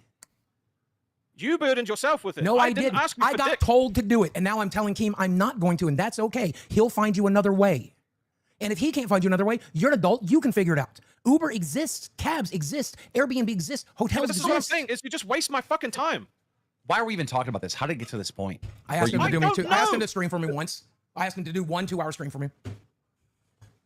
and I'm a rage addict. So when he hurt my feelings, I hurt his feelings back as hard as I fucking could. Because it hurt my feelings that he got 5 days off last week while I'm dragging my fucking ass all up and down the street, punching holes in my fucking walls to make this goddamn show work. And he sat back and watched every goddamn one of those fucking streets on his fat fucking ass, having a great fucking day off. And I said, can I leave early to pick you up? Can I have tomorrow off and have you do the show so I can leave a day early to pick you up? Can you do that for me? And he said, no, I can't be bothered. I have to print shit out, drive all 20 miles at once, or don't do it at all. But I can't be fucked. I have to hit print on some documents. It hurt my fucking feelings. I know I'm a piece of shit, but I have feelings too, motherfucker. Can I just do a reality check real quick with everyone? All right. I just want to say, just to put things in perspective. Boogie has feelings too, guys. Boogie has feelings too. There's another article I found. I found another article we can read. It's an article relating to this. Oh, look at that article. Deadly fungus not to be the Pharaoh curse has been turned into a compound that killed cancer leukemia cells in lab tests. Oh. After King Tut, yeah, he feels like he cooked up. Yeah. After King Tut 1922 tomb discovered, many visitors died from a supposed curse, later traced to the museum to a mushroom now showing promise against treating cancer. Pretty cool. Cool.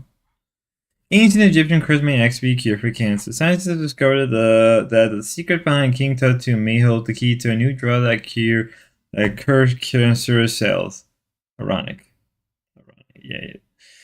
With early trials showing great results in fighting leukemia. Ooh, King Tut, I'm not pronouncing it. It's one of the most famous, notorious, and well-known pharaohs of his days, with the unearthing of his tomb being a landmark discovery of agriculture, archaeology. However, most those who set foot in the tomb mysteriously died. People at the time thought it was a curse, but it turns out to be a specific fungus.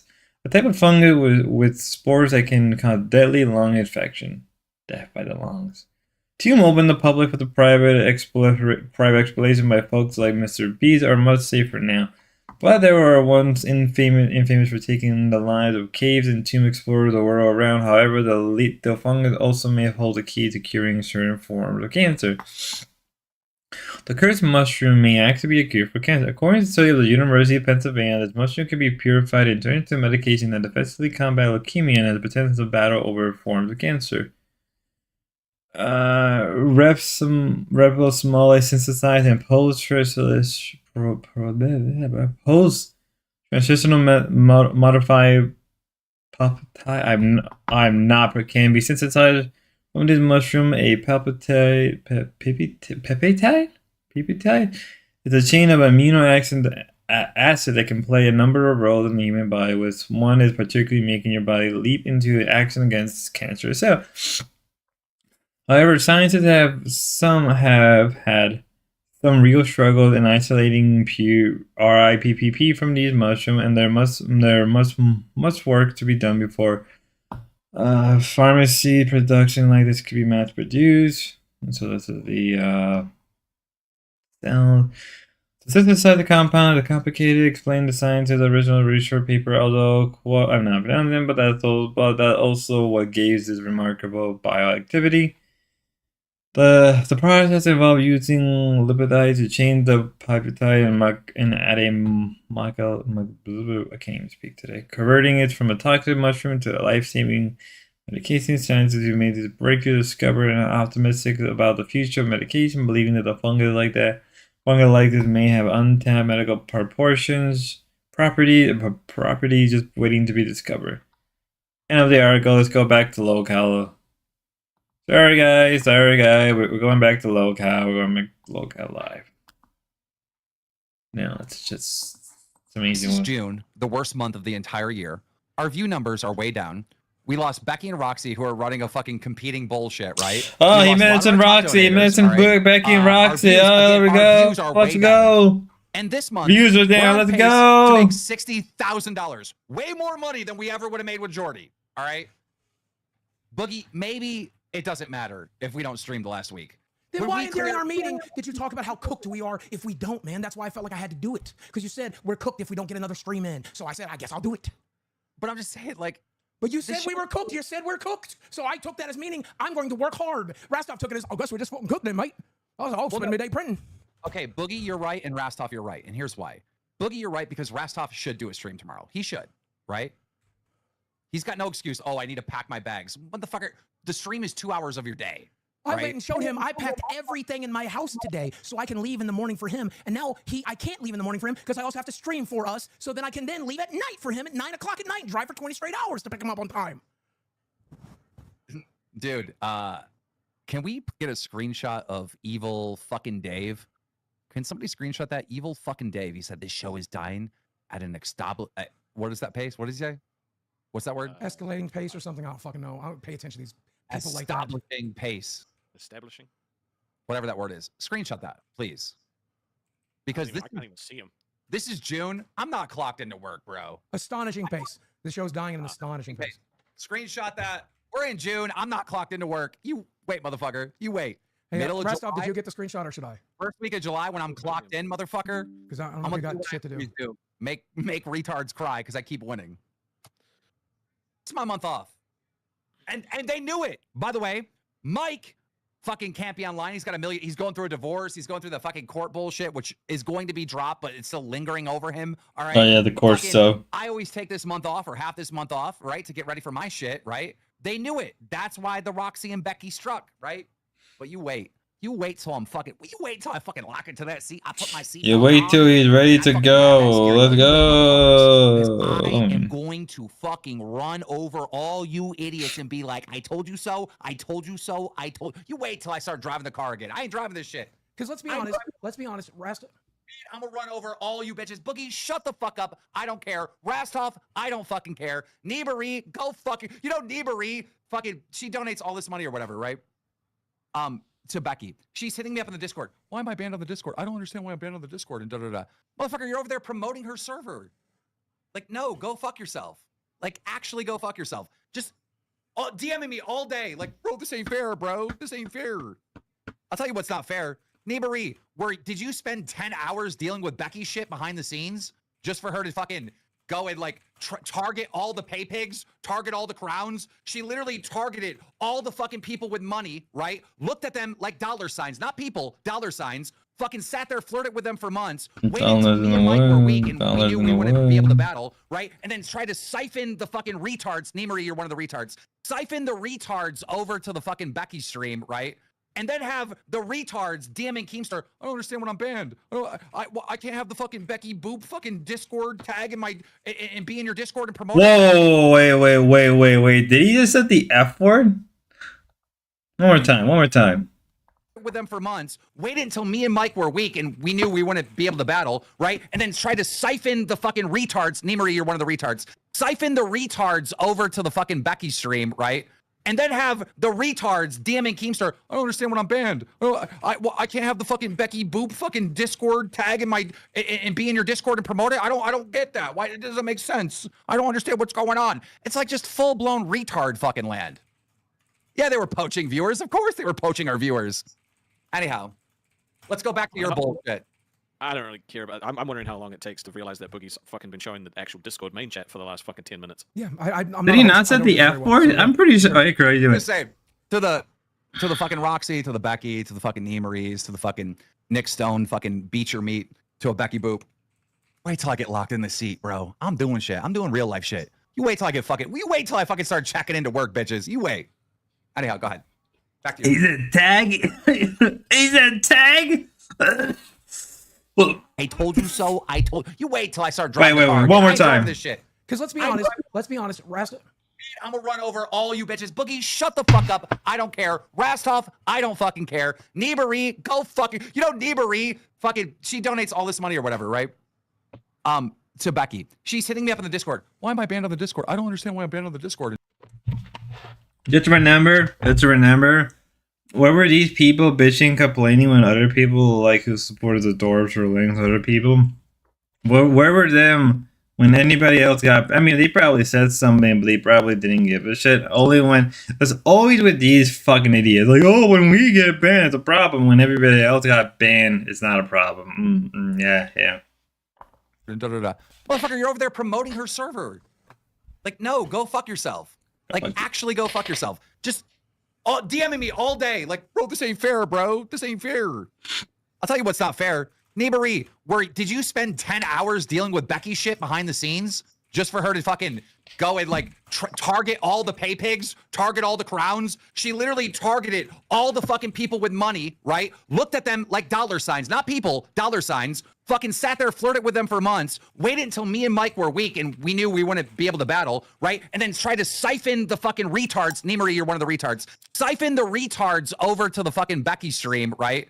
And then have the retards DMing Keemstar. I don't understand what I'm banned. I guess they didn't say that for. I guess you're right, EB3. Fucking Discord tag in my and be in your Discord and promote it. I don't get that. All right, he did say tag. I thought he said the F word. That would have been hilarious. It's like just full blown retard fucking land. Yeah, they were poaching viewers. Of course, they were poaching our viewers. Anyhow, let's go back to your bullshit. I don't really care about it. I'm wondering how long it takes to realize that Boogie's fucking been showing the actual Discord main chat for the last fucking 10 minutes. Yeah, I'm not a host. I don't do this very well. So yeah, who cares? I'm just saying, to the fucking Roxy, to the Becky, to the fucking Neemaries, to the fucking Nick Stone, fucking beat your meat, to a Becky Boop. Wait till I get locked in the seat, bro. I'm doing shit. I'm doing real life shit. You wait. I mean, both groups are pretty bad in their own right. It's here to make fun of them and profit out. Keem got grifted by the hoarders. My coffee's cold. I'm pretty sure I'm drinking coffee that I'm drinking. No, I am drinking coffee. My coffee is cold.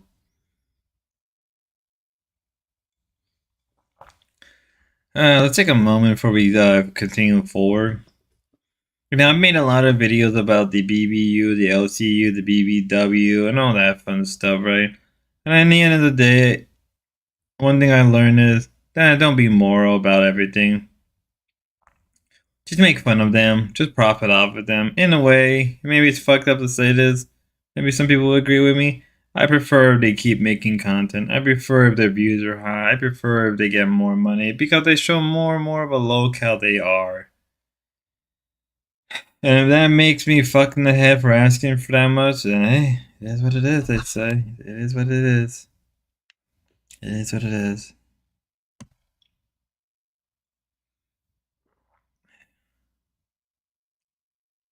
Maybe I'm too honest for my own good. We've been streaming. 3 hours. 3 hours. I think I'll call it off here. I think we're gonna end it off right here. We're gonna end it right here, ladies and gentlemen. I think I've been streaming for a good 3 hours. I need to get stuff ready for the day. Got a bunch of stuff ready. It's a good stream. It's a good stream. Hopefully I'm able to stream probably twice a day. Hopefully I can stream at least like 3 hours in the morning. Maybe I'll stream 2 hours in the afternoon.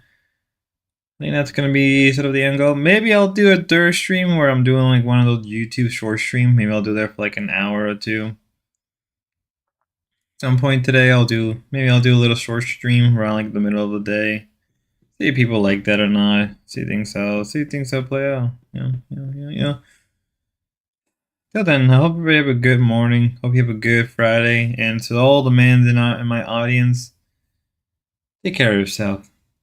Remember, your mental health comes first. Your well-being comes first.